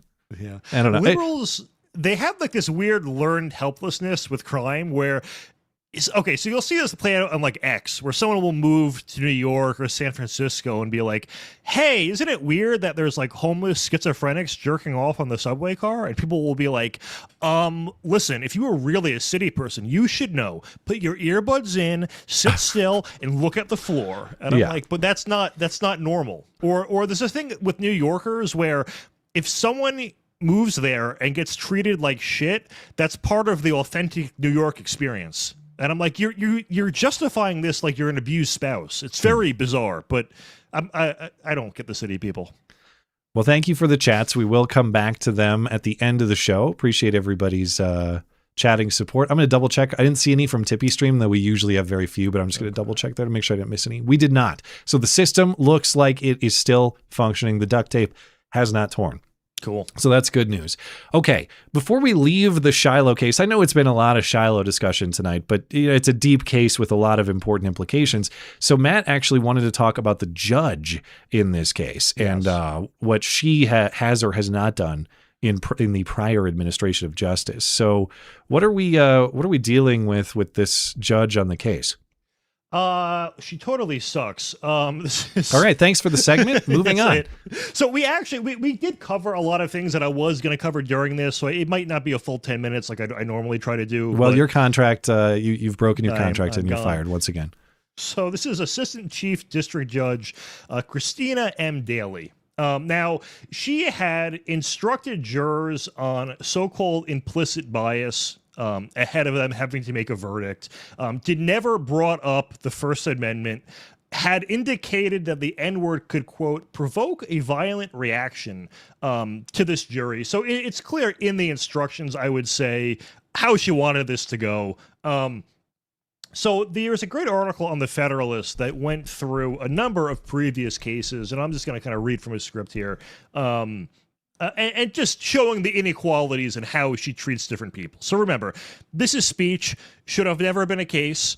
Really, there's no reason for there to be charges, should have never went to trial, should have been dismissed. I mean, the fact that she did not even dismiss the case to begin with is proof of bias. But someone at The Federalist went through a number of her previous cases with very serious criminals, some including sexual assault, crimes of that nature, and they got less of a sentence than Shiloh got.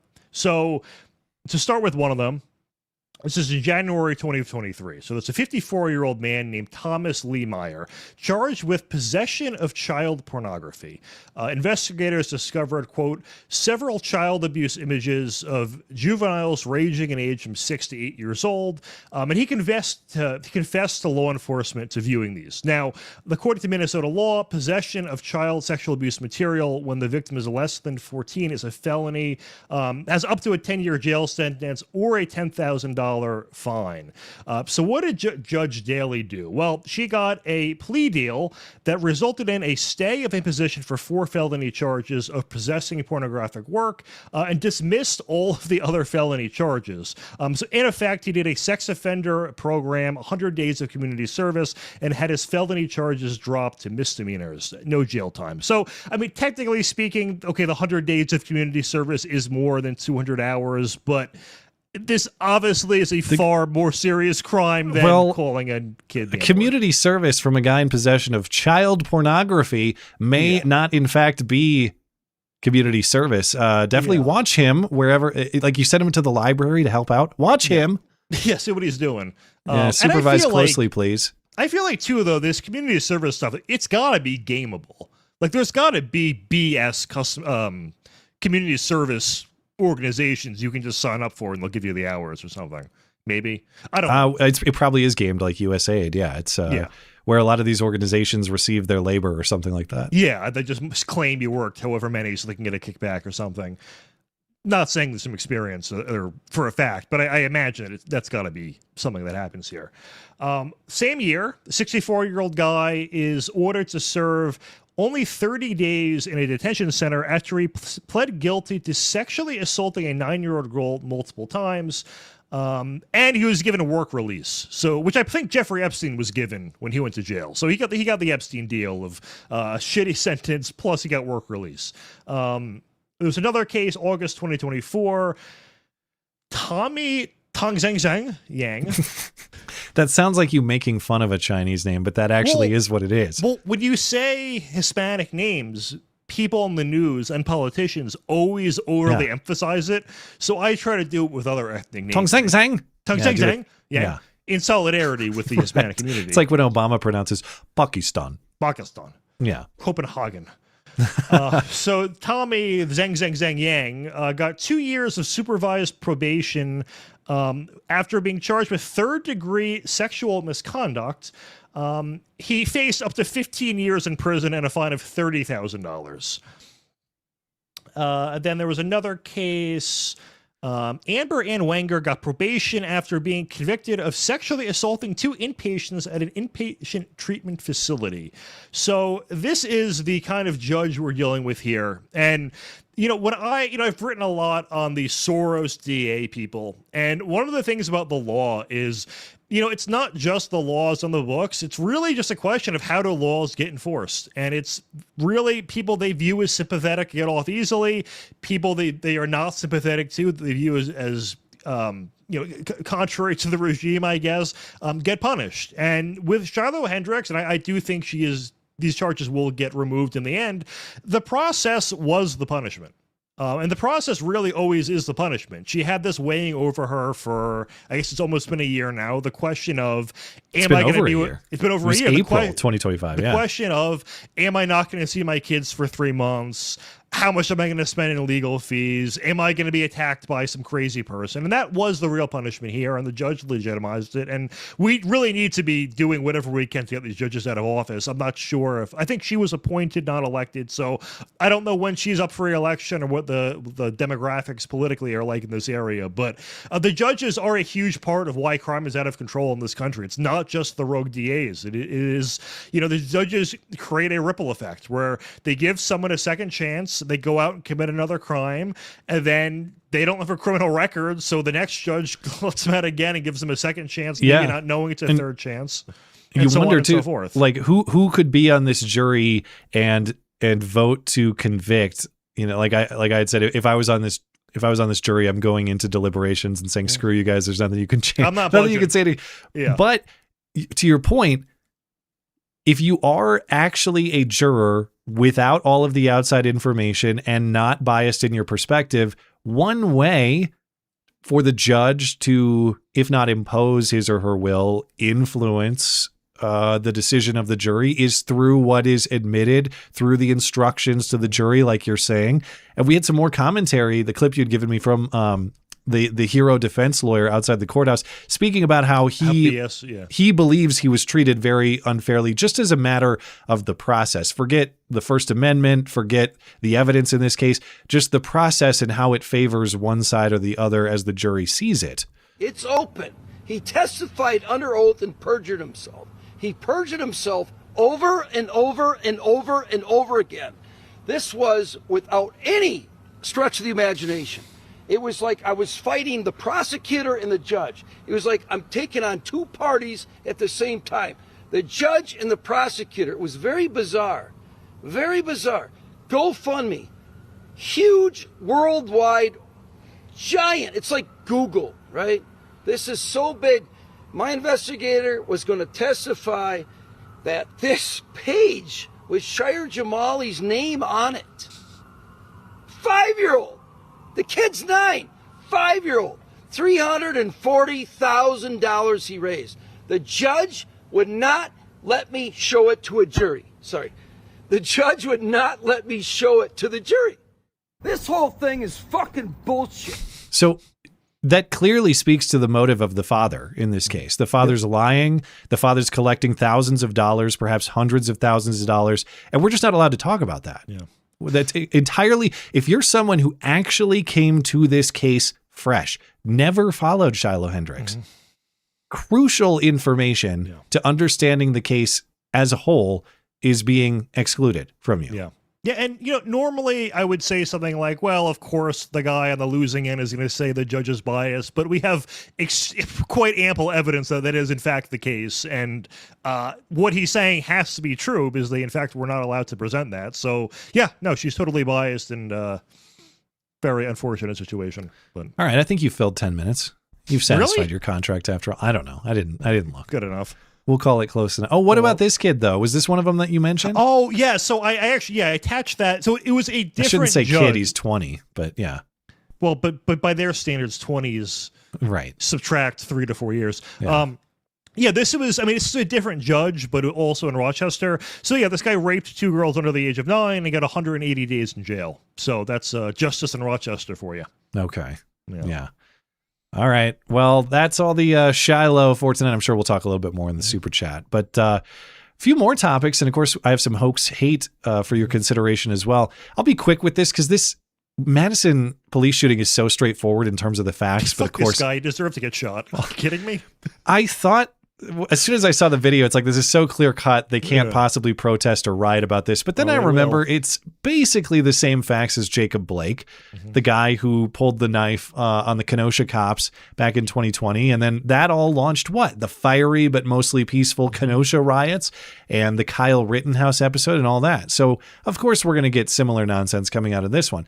So on Wednesday in Madison, repeat criminal 38-year-old Corey Ruiz was out breaking into cars in the middle of the afternoon, or as CNN characterized it. In fairness, I think they're referring to another report, but he's just a person checking parked vehicles. That's all he's doing. He want to make sure they're locked, for safety. He wouldn't want anyone breaking into the car, so he was just checking parked vehicles. That's all he was doing. This guy doesn't sound so bad at all. Safety first. Wow. Very nice guy. Unfortunately, though, he was also out stealing bikes. I think that is a part of someone stealing bicycles and checking. So he was checking the vehicles, but stealing the bicycles. That's so what he was did going one good deed to counteract. Correct. No stereotypes were harmed in the making of this story. He's stealing bikes to make sure that people's cars are properly locked so that nobody could break into them. It helped him go from car to car faster if he was biking on it, so that he could protect them. So police show up and he fled on, and I have to dispute CNN again. He fled on his bicycle, but the prior sentences he was stealing bicycles. So Did he really? Yeah. Did he flee on his bicycle? Yeah. Important question to answer. Yeah. Anyway, he flees on a bike. They they catch up with him at an intersection. He resists. During the struggle, police deployed a taser twice. And actually, Corey Ruiz, as we'll see, miraculously lucky man. He had a female cop deploy a taser on him, and he lived to tell the story because she got it right. She didn't shoot a Glock on accident, and he still didn't stop resisting. He pulled out a knife and slashed or stabbed or otherwise cut one of these cops, and that same cop then put a bullet in him, and that's the end of the story. Bystander video shared with The Guardian shows how the shooting unfolded on Wednesday, July 22nd. Police stated they were dispatched for a person who was trying to enter parked vehicles in the neighborhood. The video begins with 3 police officers struggling with Ruiz as a 4th officer approaches from there the she left, is with her taser. holding what Taser, appears taser, to be taser. a taser in her hands. Another officer can be heard repeatedly shouting. One of the officers shouts taser repeatedly, followed by 2 pops. Ruiz begins to slump towards the ground. One officer points his weapon at Ruiz. 3 gunshots are heard. During the struggle, the man, we're told, pulled out a knife or produced a knife, fixed blade knife, and an officer was injured by this while attempting to arrest him. A less lethal device, a taser, was deployed. Unfortunately, it was unsuccessful. The officer who was injured by the knife is the same officer who fired his weapon at this man. And cool. Great.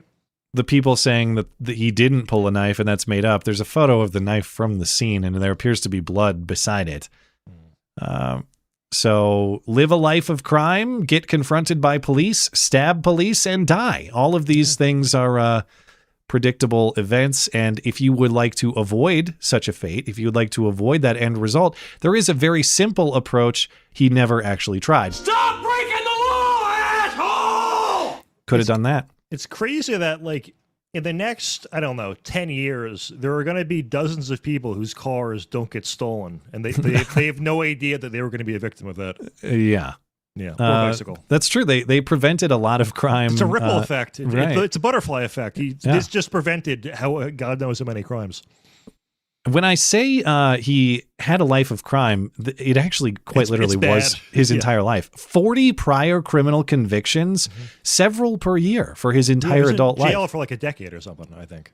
Felonies, misdemeanors, constantly resisting arrest, law enforcement, engaging in violent behavior. Why was he even out at all? Right. Per the prior judge discussions, probably the answer. And yet, the police chief, and in particular the mayor, who looks like she would be one such judge and talks like it too, they're still cowering to the mob and the narrative. The police chief says he understands why public trust is lacking. And the mayor says nobody should die in a police interaction. Protesters interrupted the police chief during a press conference the following evening, on July 23rd, when it was announced that the shooting was being investigated as a homicide. It was a knife in this young man. I think everyone in this room can feel the thinness of trust in this city right now, right? I can feel it.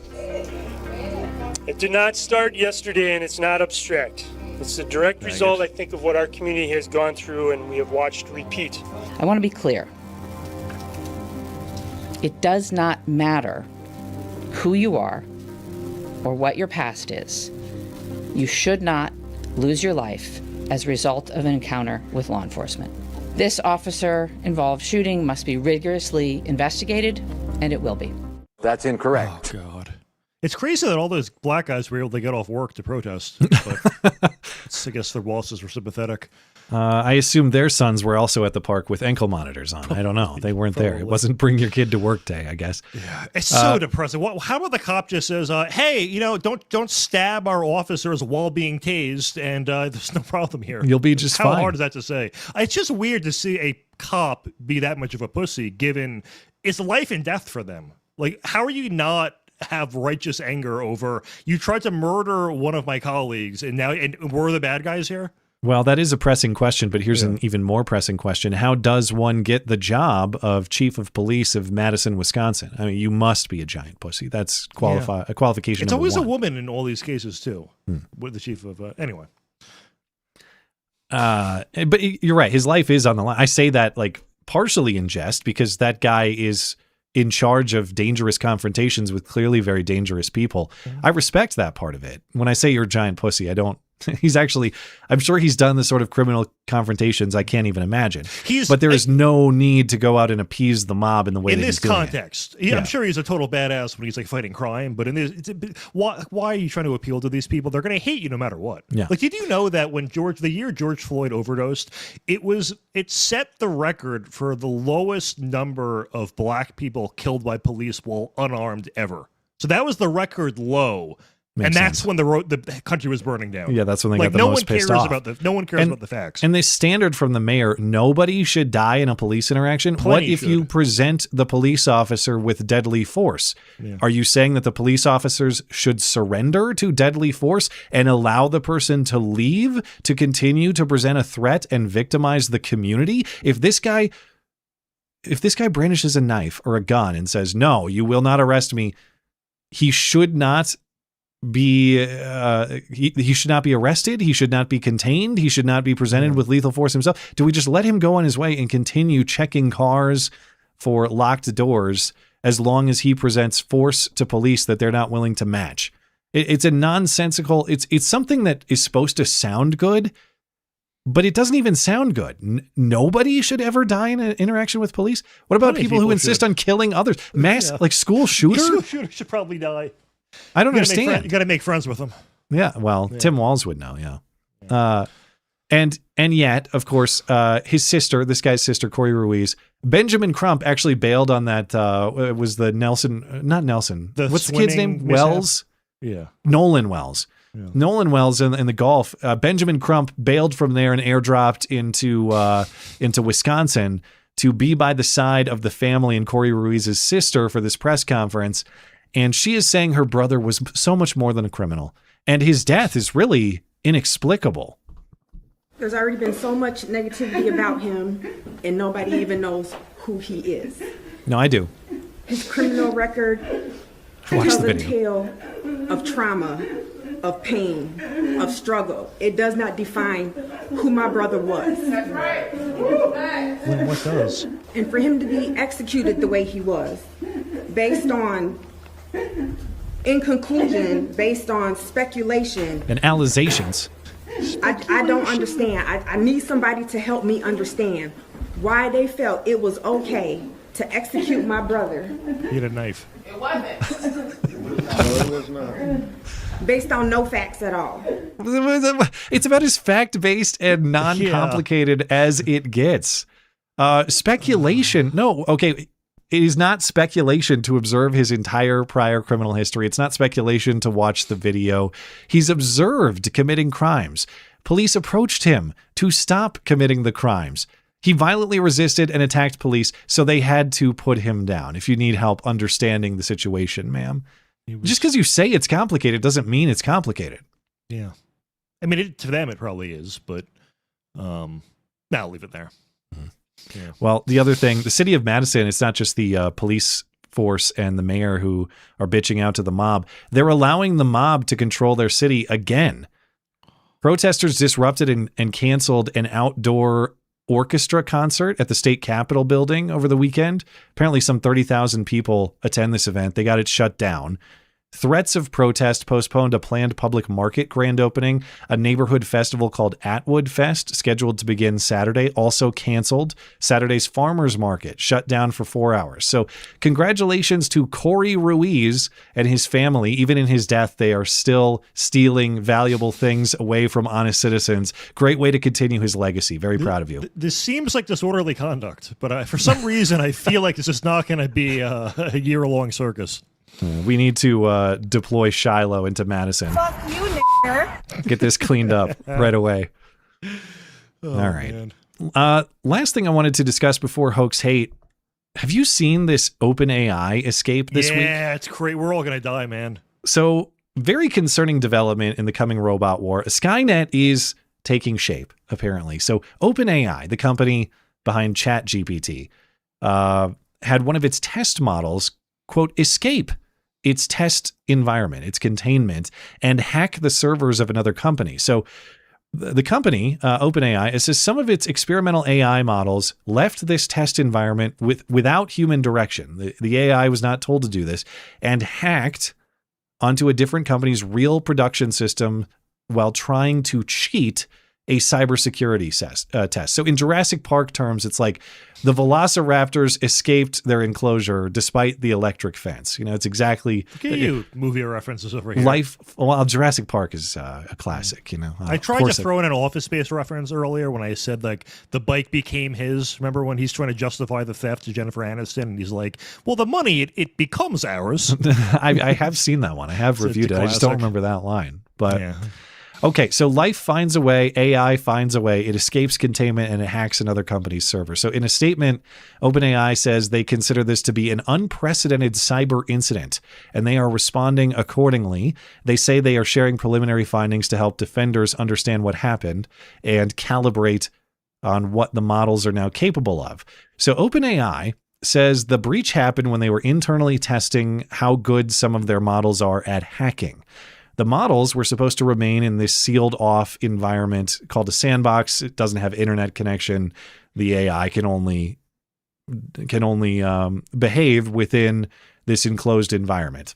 But the AI exploited a previously unknown security flaw and gained internet access.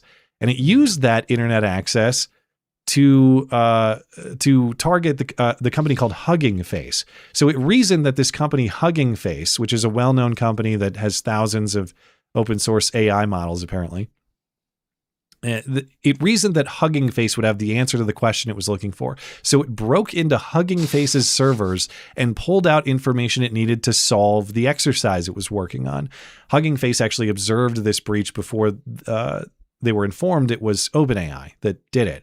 So, you know, granted, I don't understand all the tech behind this stuff. Me neither. I am an outside observer, and I know a lot of people are very hopeful about AI. And indeed, AI has made my thumbnails much better than they ever were previously. And the music has been amazing. All right. I'm not trying to be totally doom and gloom about what is an exciting tool in many ways.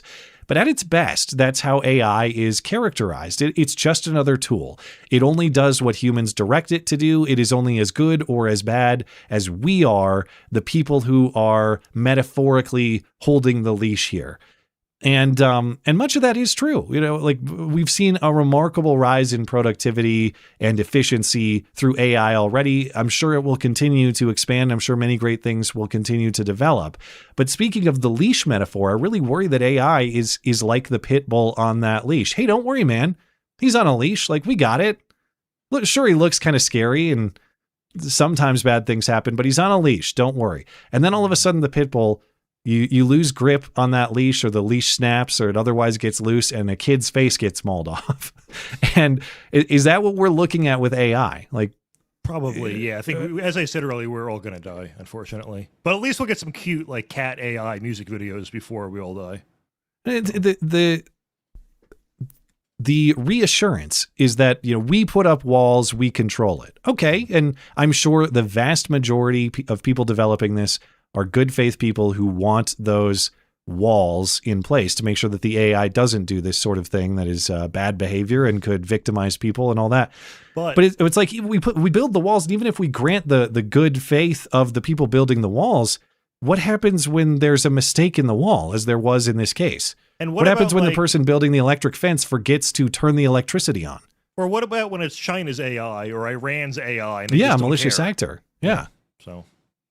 So I don't know. I mean, I'm not sitting here demanding that we shut down the Model T to protect the ox-driven wagon industry or something. I recognize that there's a lot of great things that are currently in development through this, but man, like when the reassurance is, don't worry, we put constraints on it, and then they break the constraint. Whoa, what? Our constraint was inadequate. Yeah, it's worrisome. But even it sounds like, based on the reporting here, even the executives in this industry are very worried about what happened, and so obviously they want to fix the problem.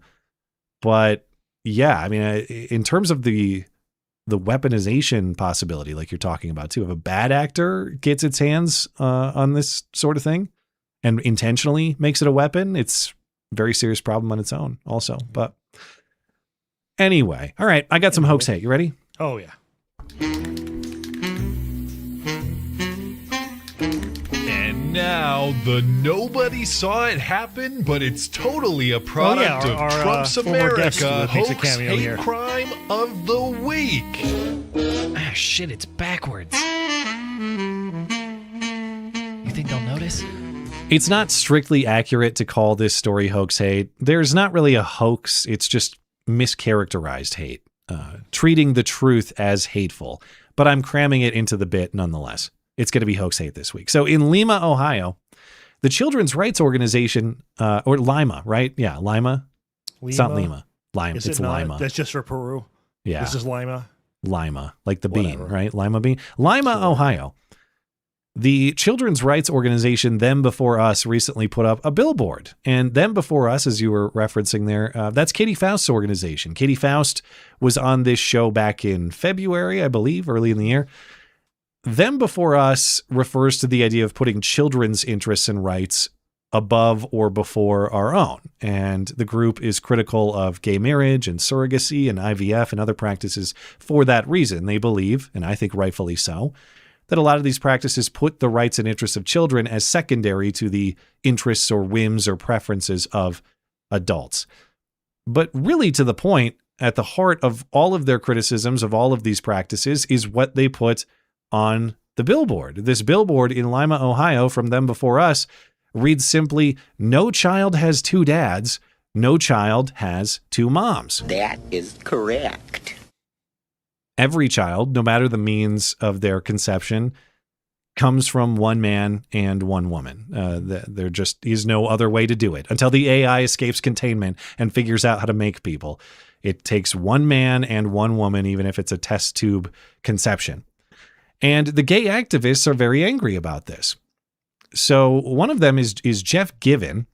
Jeff Given is quoted in this story. He's running for state legislature as a Democrat. He's also the co-founder of the Lima Pride Alliance. And he says, of course, this display is hateful. Billboard messages are getting pushed back in Lima. It just makes me sad that this country has come to this. This billboard on Elida Road near East Road shows the message in rainbow colors from the organization Them Before Us and says no child has two moms, no child has two dads. And what bothers me about it is a child that sees this sign and either asks their parent and gets either the hate-filled version or they have to be explained to why people feel this way. And children have enough issues that they have to deal with. Given a candidate for Ohio House District 78 and a co-founder of the Lima Pride Alliance, says he believes the message targets the LGBTQ community. Personally, I think it's just to stir up hatred and stir up debate since we're getting close to, election time. In a Substack post, the group pushes back on criticism, writing in part that a mother and a father are a fact, not a feeling. And quote, "We do not get to rewrite words tied to a biological reality humanity has acknowledged for centuries because some adults want family to mean something new." Given says LGBTQ plus families have also been stepping up to adopt, including children who are harder to place, and he has a message for the group behind the billboard. Please stop. No. Did you notice it switched to some like AI monstrosity gas station sign at some point? No, I didn't. No, it just looked very obviously ugly AI. I guess I missed that. Yeah. Anyway, this guy's a total fag. Yeah, no, I don't think I will stop. In fact, I think I will continue tapping the sign, sir. And by fag, I mean like annoying person, not gay. He's also flaming gay. He also likes a good That's dick in the separate butt. from being a fag, in my definition. When he said, it makes me sad that our country has come to this. Come to what? The obvious truth that each child has one mother and one father? Oh, well, kids already have enough to deal with. Correct. So let's not complicate their lives with confusion and sexual deviance. How is that? Kids have enough to deal with, so my butt sex should take priority in their lives? How do you reach that conclusion? I just don't understand why he thinks this is going to be a traumatic conversation for a kid. Like, hey, Mom, what does that mean? Oh, you know how, like, I'm your mom and Dad is Dad? Yeah, that's why kids are here. It takes, like, it's like the least tops. It's the least hard thing to explain. Least confusing thing possible. Yeah. He also says... straight people are outraged by this display. I doubt it. But the straight people are being fags. Oh, well, maybe there are a few, but he doesn't. The straight people were not joining him to express their outrage. I saw, but and then for him to dismiss this, because again, confusing whatever you think of IVF, surrogacy, gay marriage, and all of these things that I do agree with them before us, confuse the fundamental reality that every child has one mother and one father, and indeed every child has the right to that mother and father. Whatever you think about that. For him to dismiss the foundational importance of that truth, say, well, it's the election's coming up. I think people are just trying to stir up hate because the midterm election is coming up. As though the only reason we would care about these fundamental foundational truths is because maybe we'll pick up another seat in Congress if we talk about it. No, it's because organizations like, I presume, to be fair, I've not seen their material, but I'm going to speculate. I'm going to make allegations. The Lima Pride Alliance probably confuses that issue. And yes, it is disastrously consequential to confuse that issue for kids. Yeah. So no, it's not an election issue. It's like a 2 + 2 = 4 issue. Yeah. It actually has nothing to do with the election. You psycho? Yeah. And I feel like too, like, if you're a woman too, this doesn't really affect you because you have no chance of being adopted by them.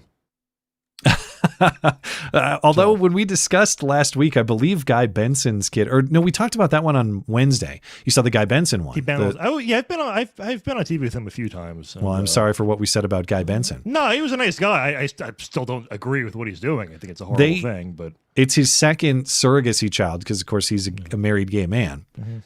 But it is a girl. Yeah, they had a girl the second time. Good for him. Yeah.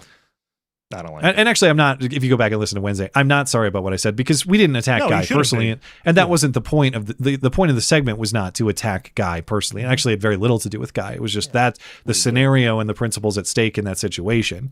And if I could talk to Guy Benson or anybody else engaged in this practice, I'd say the same thing. It's not about crushing you personally. It's about recognizing that this practice, the gay surrogacy being that particular context, renting a woman's body to impregnate her with one of the gay guy. Sometimes I don't even understand. It's like they create embryos with sperm from both of the guys. Yeah. Do they just play like Russian roulette to figure out who's the dad? Or do they roll the dice? Oh, I just remember Tim Dillon told me this story about Guy Benson. This was like 10 years ago where they were in the green room together for Red Eye. And Guy says to Tim Dillon, he's like, "Oh, so Tim, you're like a gay Republican, or are you actually gay, or is that just your shtick?" But he's not gay. I don't know. Which implies that there are people pretending to be gay Republicans as like a way to get on TV. I don't know about Republican. I could believe that, but I don't know think Tim is right wing anymore. But I guess that was his thing at the time. Have you heard the theory that Pete Buttigieg is not in fact gay? That he just does it for political utility. It's like gay for pay, but the political version. Yeah, think about it. His entire political career depends on him being gay. He'll pretend to fuck a butt if he's actually if it advances going his through political career. That commitment to the bit is, I guess, disgusting but legendary. If you're really going through with it, I don't know if he's actually committed the act. I assume, but I don't know. Probably. All right, let's talk a little bit of Baltimore. Oh, thanks this one to is ridiculous. Listener Captain Freedom for sending me this story. Now we've seen the next one, but yeah. Oh well, they're both ridiculous. I got two more, but yeah, we've seen many episodes of teen takeovers recently. Large groups of pretty much exclusively black young men taking over public areas, businesses, restaurants, stores, getting very rowdy, beating each other, sometimes even beating customers. Mm-hmm. And the term teen takeover in its inception is obviously a euphemism. It is effectively always black male teenagers committing crimes. But nobody wants to be specific about that trend. So in Baltimore, I guess I haven't featured any Baltimore teen takeovers. I'm very unsurprised to learn that teen takeovers are common in Baltimore. Whoa. But apparently somebody is fed up with the teen takeovers. Somebody drove around dropping flyers in Ziploc bags weighted with rocks, urging harsh justice to stop the teen takeovers. And of course, black teenagers committing routine violence and theft. That's not news. The news is the anonymous person who thinks maybe we ought to stop these crimes. Baltimore police are looking for the person who area business owners say drove down Fells Point streets and tossed plastic bags filled with rocks from a car. The bags contained this message: teen takeovers should result in teen chain gangs.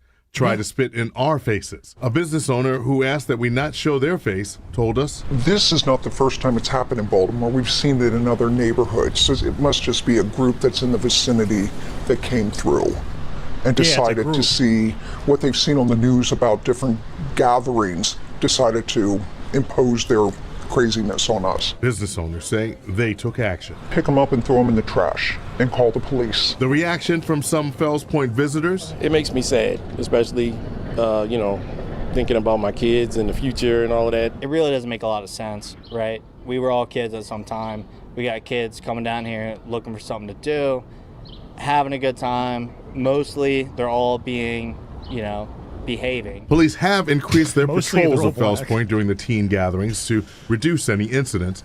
Now they're trying to find the person behind a potential hate crime. I think it's appalling, I think it's racist, and I think it's up to each and every one of us to say it's unacceptable and to do the right thing. You see something, you say something, and you call the police. And Baltimore police say detectives are investigating this incident and the notes, which are believed to have come from a white supremacist group. By the way, this is most of the country thinks this way. There was a poll I saw out recently. It was from within the past, I think, weeks or month. And 60% of conservatives say it's not a problem if America becomes minority white. So this mind-raped nonsense is ingrained in almost everyone in this country, where they'll see the person who wants to deal with it as a problem. The only... Yeah, well, I mean, I think they would say that they care about values more than race, which I agree with, but to deny the correlation... It's like a 90% correlation. Yeah, yes, we're fine. There's a Thomas reason Sowell, that the black Joshy vote... Boy, we got some solid blacks, but I'm just saying... Good property enforcers, yeah. Exactly. But why is the black vote a thing, and people know exactly what that means? It's 90%, yeah. And the only, part of these teen takeovers that is sort of amusing is there's always a video where it's like a Chipotle, Havoc is getting wrecked on it, but then there's just one white guy in a booth just eating as if nothing's going on, who's seen it 100 times before, who's just voting it all out. Yeah, totally normal. Speaking of the normal behavior you have to accept in urban environments. Yeah. But okay, so this is like Shiloh Hendrix, though. What is the crime here? Police are investigating this as a hate crime. Littering, I guess, at worst. Yeah, seriously. But leaving the rocks in there is actually kind of anti-litter, and then at least it keeps it in one spot. It doesn't blow away in the wind. It's easy to pick up. Why is it racist, though? We heard the person in the story say, well, I think this is racist. The note makes no racial reference whatsoever. It uses the sanitized term teen takeover. You use the T word. So to say that it's racist is to admit that the teen takeovers are, yes, racially distinct. Well, they'll say, I've seen shit libs argue well, it's happening because there's not enough after school programs. And I'm like, this is at 2 a.m, guys. What the fuck kind of program are we going to be designing here? Anyway. Well, the schools need to become prisons, and that's how you solve that problem. We need a school, no school to prison pipeline, just prison. just that. Bring back the school to prison pipeline. That would be but awesome. Mostly it would be awesome if there was one ever. Yeah. Now, they say investigators believe this came from a white supremacist group. I noticed you didn't name the group. I noticed you didn't provide any evidence that it came from multiple individuals that were motivated by some kind of racial issue or bias. But does it matter even if it did come from the collection of Graham Plattner appreciators or whatever? They get to speak freely just like anybody else does. And if some people are committing mass crimes, which they are, the person observing the crime is not the problem. He's not going to drop notes anymore once there aren't any more teen takeovers, Once the teen takeovers go away, so do the notes. Yeah. And speaking of white supremacist groups, I mean, the KKK is the boogeyman that will live on for eternity. The last time they've been linked to a murder was the 1980s. So at no point during my entire life and the lives of most of the audience has the KKK killed a single person. How many people does the average black gang kill on a daily basis? It's just other black guys, so it doesn't count. No, it's true. It's true. It's black and black. Never mind. I take that back. Well, you know who they got? I bet the KKK got this guy. This whatever happened here is actually it is weird. There's something crazy happened here, but I don't believe it's some kind of hate issue, as the family and friends are suggesting. But at a music festival in northern Michigan, 37-year-old black man Lon Hartman was discovered naked in his tent with deep cuts in his neck after losing 8 pints of blood. And if you don't know how much blood a human body contains, which I didn't, I had to look that up earlier today. For reference, that is basically the total blood content for the average adult. The average adult, I don't know if that's men and women combined, so but in general, right, 8 to 10 pints. So this guy is maybe a little bit bigger and he's a man. Let's say his body total is 10, 11, 12. It's still most of his entire body's blood was lost, and somehow he's still alive. He's not dead. Although I don't know if he's conscious and with it. This happened a few weeks ago, so he's apparently not dead after losing that much blood, which is actually medically incredible. And there's currently no understanding for how this happened to him. That's nuts. But the family is saying, or at least pressuring investigators, according to the Atlanta Black Star, to determine whether it was a hate crime. So investigators currently say it's not even known if someone did this to him or if he did it himself, if it was self-inflicted. Whatever happened here, I don't buy that it was self-inflicted, given how large these cuts on his neck are. It just doesn't seem... The friend's basis that, well, they claimed that he communicated through blinking, that he was the victim of a white supremacist hate crime. I didn't see that part. Well, yeah. But then the friend, the actual detail was that he communicated that he was attacked by white people.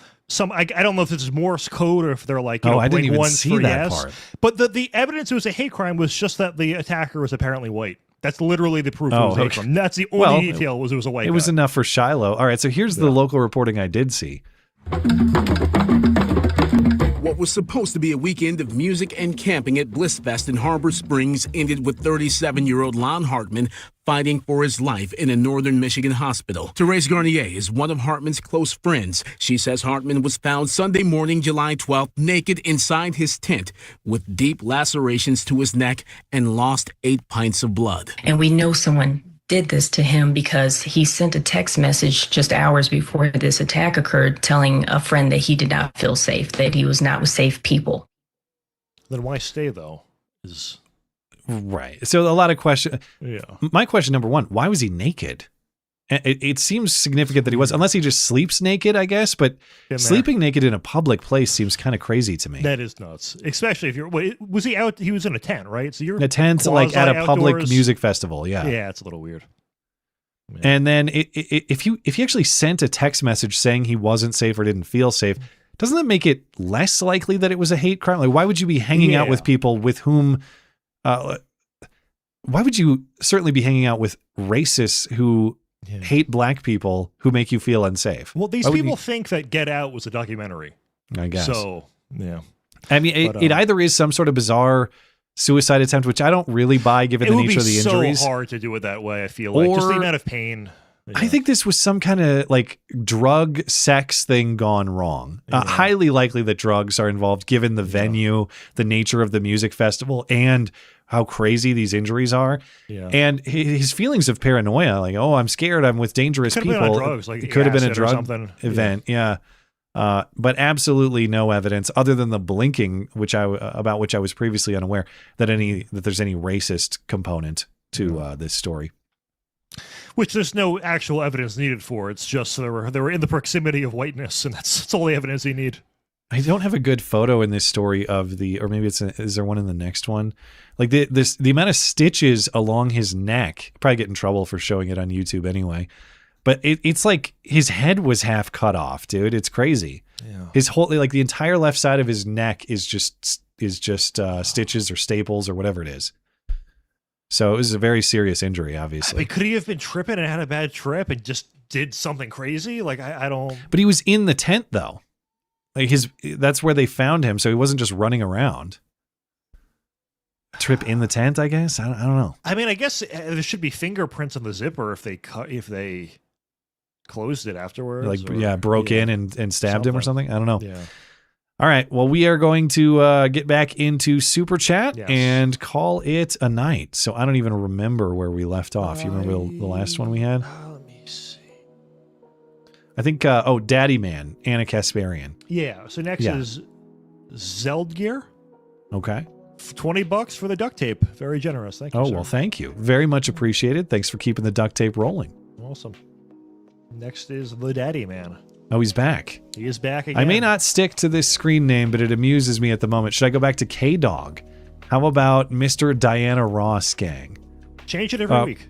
Well, thank you for continuing to support the show, K-Dog. I didn't know this was a new name.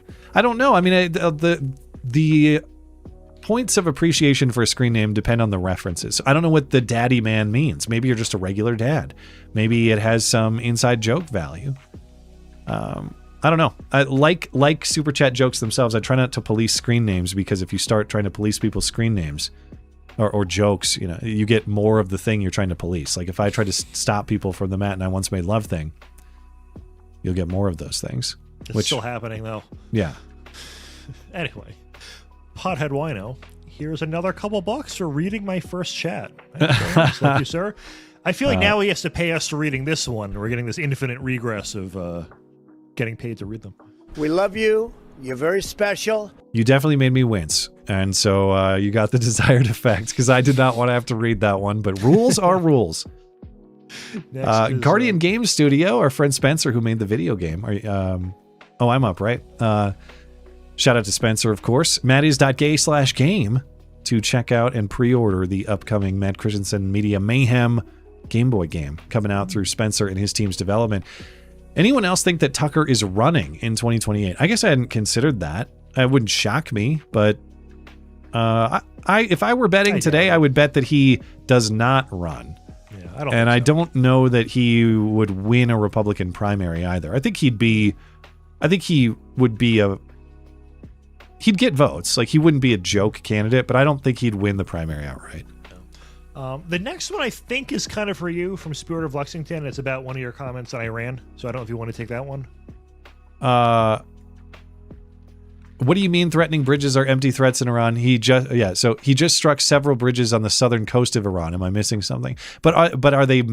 What are we talking about here? Maybe there's news that I haven't seen. I think you were talking about Trump bluffing. Right. No, but I mean, threats, and he's are the saying bridges like through on some. are the bridges the civilian infrastructure that was threatened before? And I'm not trying to move the goalposts. I'm seeking clarity here, because Trump has threatened power plants and bridges, and the controversy was that's civilian infrastructure. You can't do that. So I just need clarity. Maybe it has happened. And hey, if he followed through on his threats, I guess credit where due on doing what you said you would do. But I would need to know, what are the bridges here? Are these like military use bridges that are temporary structures, or are these legit bridges in cities? I don't know. I don't know the answer to that question. So actually, Matt, you want to Google what bridges were bombed? And I'll gladly hit the button if I was incorrect. I just haven't seen the news. You want me to wait till the end? Let me take one more chat. We'll come back to Spirit of Lexington. All right.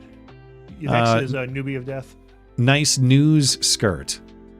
I don't know what the news skirt is. Yeah. The next one's the next one's a Norm joke, so I feel like I should read that one. Okay, you read that one, and then you're on assignment to find out what bridges were bombed. You can take over, and then there's also Joshy Boy. That was addressed. I'll do the next two if that's okay, and then I'll cut to my side assignment. This is a good comment. Your friendly neighborhood vet.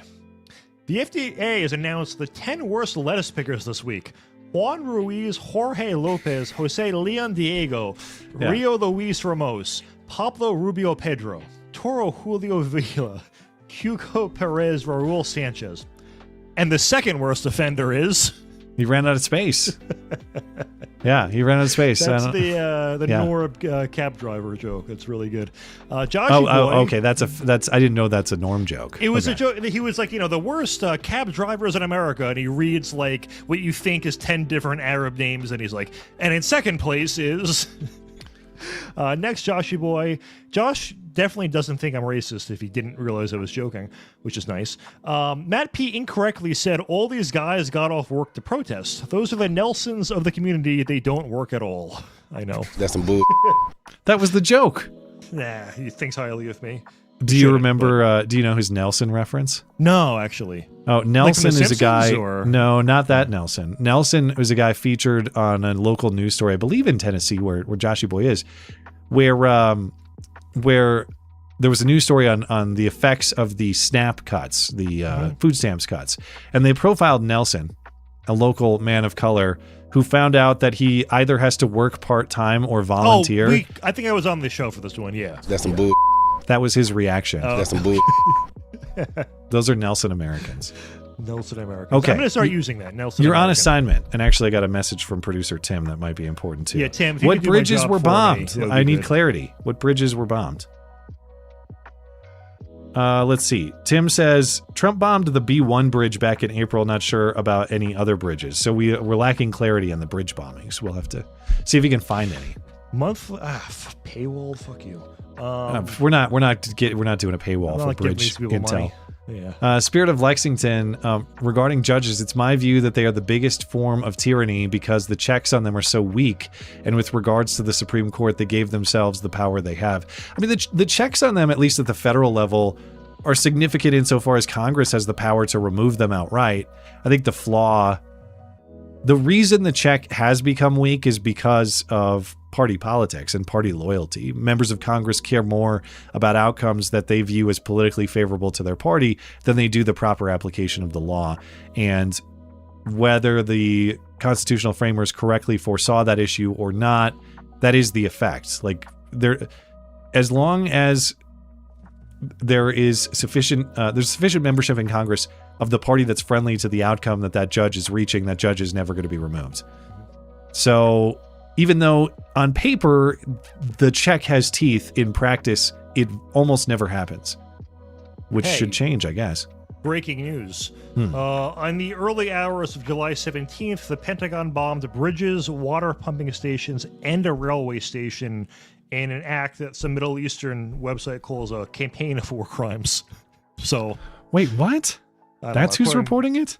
MR I mean, I guess if there's a report out there, You are fake but there news. is Very fake news. I have to qualify my statement. You are fake news. Smart, Very fake news. Smart viewers.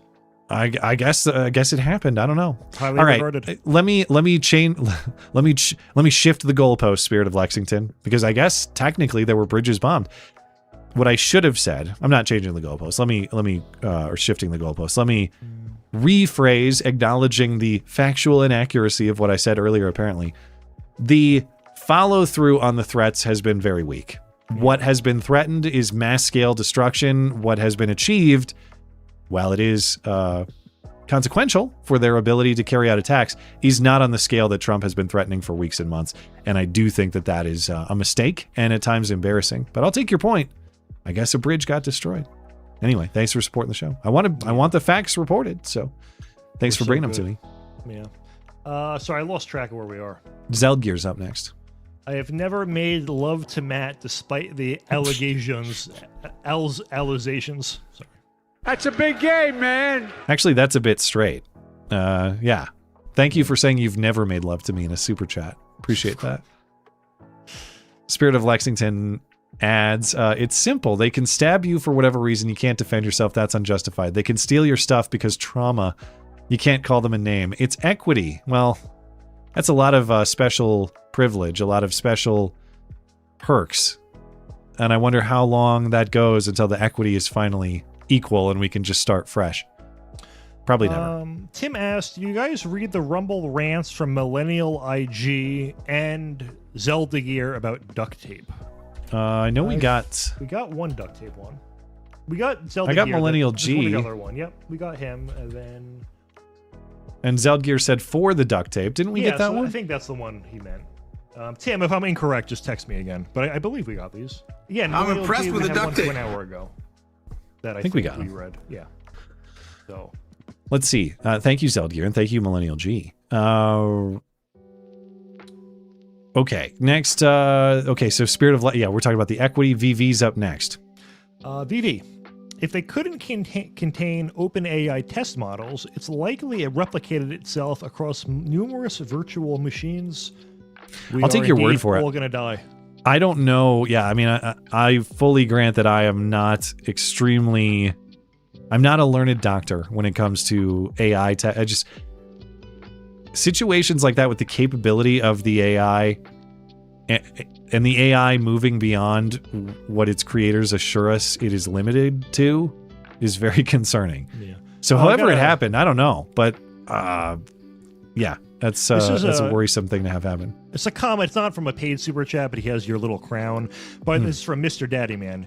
By the rules the neocons cite for bridges, and Palumbo, please fact check me, would the Golden Gate be a legit lawful target? I would say no. The entire city would be the target. Everyone can agree on that. Everyone. Yeah. No one. Yeah. Anyway. Sorry, thank you, got Vivi. lost in the- Daddy Man's up next. Daddy Man. Apropos of little, the pothead wino was a catcher in college with a throw to first base about as good as I imagine Edward Scissorhands would have been. Thank you for your attention to this matter. Now we have inter-chatter fighting. Daddy Man v. Pothead Wino. I thought he was... Was Mr. Daddy Man and the Daddy Man two separate Daddy... Is there two Daddy Mans No, now, there's got to be or- one There's Daddy gotta be Man. one. I only saw the Daddy Man. Now there's a second It one? was in the other chat. The the public one. Yeah. Yeah. Thank you, Daddy Man. At first I thought... now I'm confused. Catcher in college... Okay, I thought this was a gay joke about being a catcher in college. This is actually dead serious about baseball, is it not? Or it's some 4D chess. Yeah, it's way over my tired Impossible to mind know. at this state. Thank you, Daddy Man. Esoteric Unbound. AI is fundamentally untrustworthy because software is not capable of betraying a trust. Yeah, that's one way to look at it. What's Tim sending me? Did you read Spirit off Lexington's YouTube regarding judges? Yeah, we did. Yeah. On top of it, Tim. But thanks for You're checking, fired. obviously. Nah, he's just double checking. Taker 610. This is a good one. It's real. Carmelo proved the school the prison pipeline reality. He went to school, then he killed someone, then he went to prison. Not for long enough, but yeah. It happened. Good point. He's absolutely right. Hard to argue. Yeah. Dwayne Thompson. Politics is downstream of culture. That is why they, air quotes, they are complaining about basic scientific facts. Air quotes, they are attempting to control everything through cultural norms. Air quotes, they only partially defined. So, well, it depends on the context. I know that when people say they in the social deterioration context, they're often referring to some big nefarious group, and people usually say it referring to the big evil Jews. They use the they word as well. But in this context, them, and I don't know in which context you're talking about. In the context them before us, they're talking about them as in children. They should be before us in terms of priority. When we're talking about the people complaining about scientific facts, yeah, I mean, it's a lot of people. It's a lot of people doing that. Certainly the gay interest groups are behind a lot of that, and that's because I think it's for exactly the reasons that them before us is citing. That in order to validate their lifestyle, it has to be made equal to the male-female relationship in all ways, so that they can have what are called equal rights to children, which nobody actually has. You don't have a right to children other than your own children, and children are only made one way, the combination of man and woman.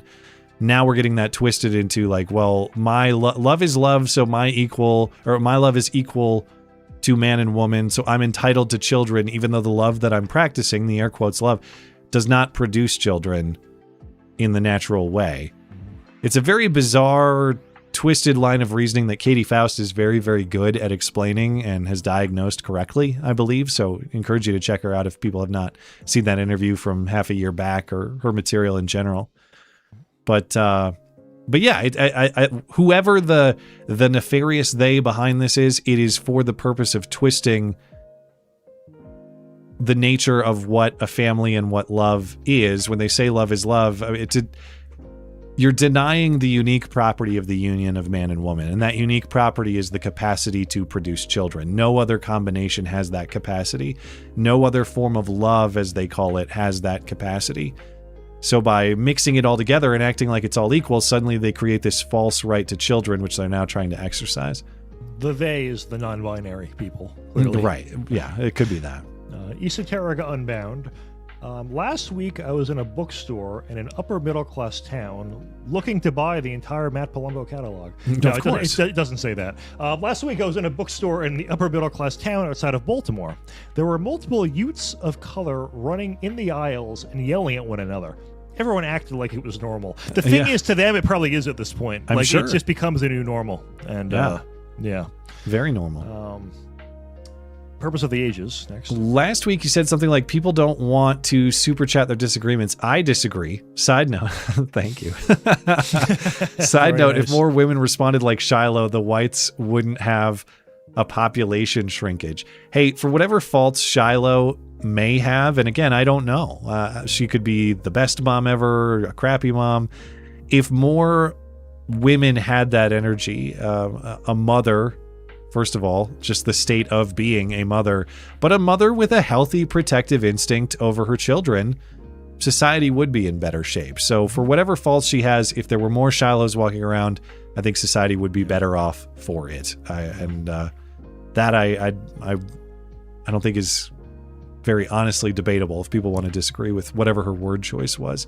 As far as people, I appreciate your joke that you super chatted to disagree. This was about a Wednesday show conversation where an emailer asked, by opening up emails and other forms of communication with the Wednesday show, am I costing myself super chats because people can do that for free and they might otherwise super chat.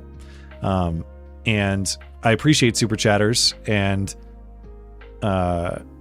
my point in that context was I want a free way to interact with the show as well, and I don't know that everybody who emails would necessarily super chat. Anyway, I'm tying my brain in knots, and it's 2.5 hours into the show. What was the point I was making with this? Oh, one of the points I said on Wednesday was it's also important to facilitate points of disagreement. And in my opinion, I don't think people commonly use super chat to do that. Like if you disagree with a point, are you going to pay to express the disagreement? Sometimes, but not always. And so people who disagree, I don't want there to be a paywall on interacting with the show and disagreeing. So that's what he was talking about, and I appreciate your callback to that. But yes, sometimes people disagree in super chats, which I also appreciate. Newbie of Death. Did you watch The Jack Bull yet? No, but I know he recommended it recently. Did he not? My time for... Yeah, we talked about this, right? Maybe it was a Wednesday show. I can't remember if you were in here, but it's a Western movie. Dick Cusack, directed by John Badham, written by Dick Cusack. It stars John Cusack, John Goodman. John Goodman in a Western? Anyway, my movie time is so slim. I hardly have time to watch anything, and maybe in the future when I get back into movie viewing, I'll give it a look. But yeah, it's not going to be soon. Newbie. I'm sorry about that. Anyway, I think we're all caught up. Tim texted me. We have one more YouTube chat just came in, but I believe he was referencing Newbie of Death. Yeah, probably. So we're good on Tippy Stream. Looks like the feed is working properly. You love to see it. Very good. Okay. Anything else before? Newbie comments in the other YouTube chat. Gay. That's all? That's Did you do gay. G-A-Y? Straight G-A-Y. All right. You are gay. But I read it, which means I too am gay, I guess. All right. Yeah. Well, we will call it there. Appreciate everybody tuning in tonight. Thanks to our live chatters and super chatters for making the live show a success. If you're listening on demand later, thank you kindly as well for supporting the show. Thanks to our guest, Sean Fitzgerald. Find his YouTube channel, Actual Justice Warrior, and his X account at IamSean90, linked in the description. Of course, thanks to Matt Palumbo for his efforts. Find his latest book and follow him on X, all linked in the description for you as well. Find everything show-related at mattchristiansenmedia.com or mattis.gay if you prefer brevity. Join the MC Club if you enjoy the show. Plenty of supporter perks available for you there, and you help keep the duct tape production in operation. Check out the video game, mattchristiansenmedia.com/game. We got that. We got the pre-orders running for the next 3 weeks or so, and then it will be shipped. You can check that out on the website and give that a look. I will be back on Wednesday night Have a great night and a great week. Until then.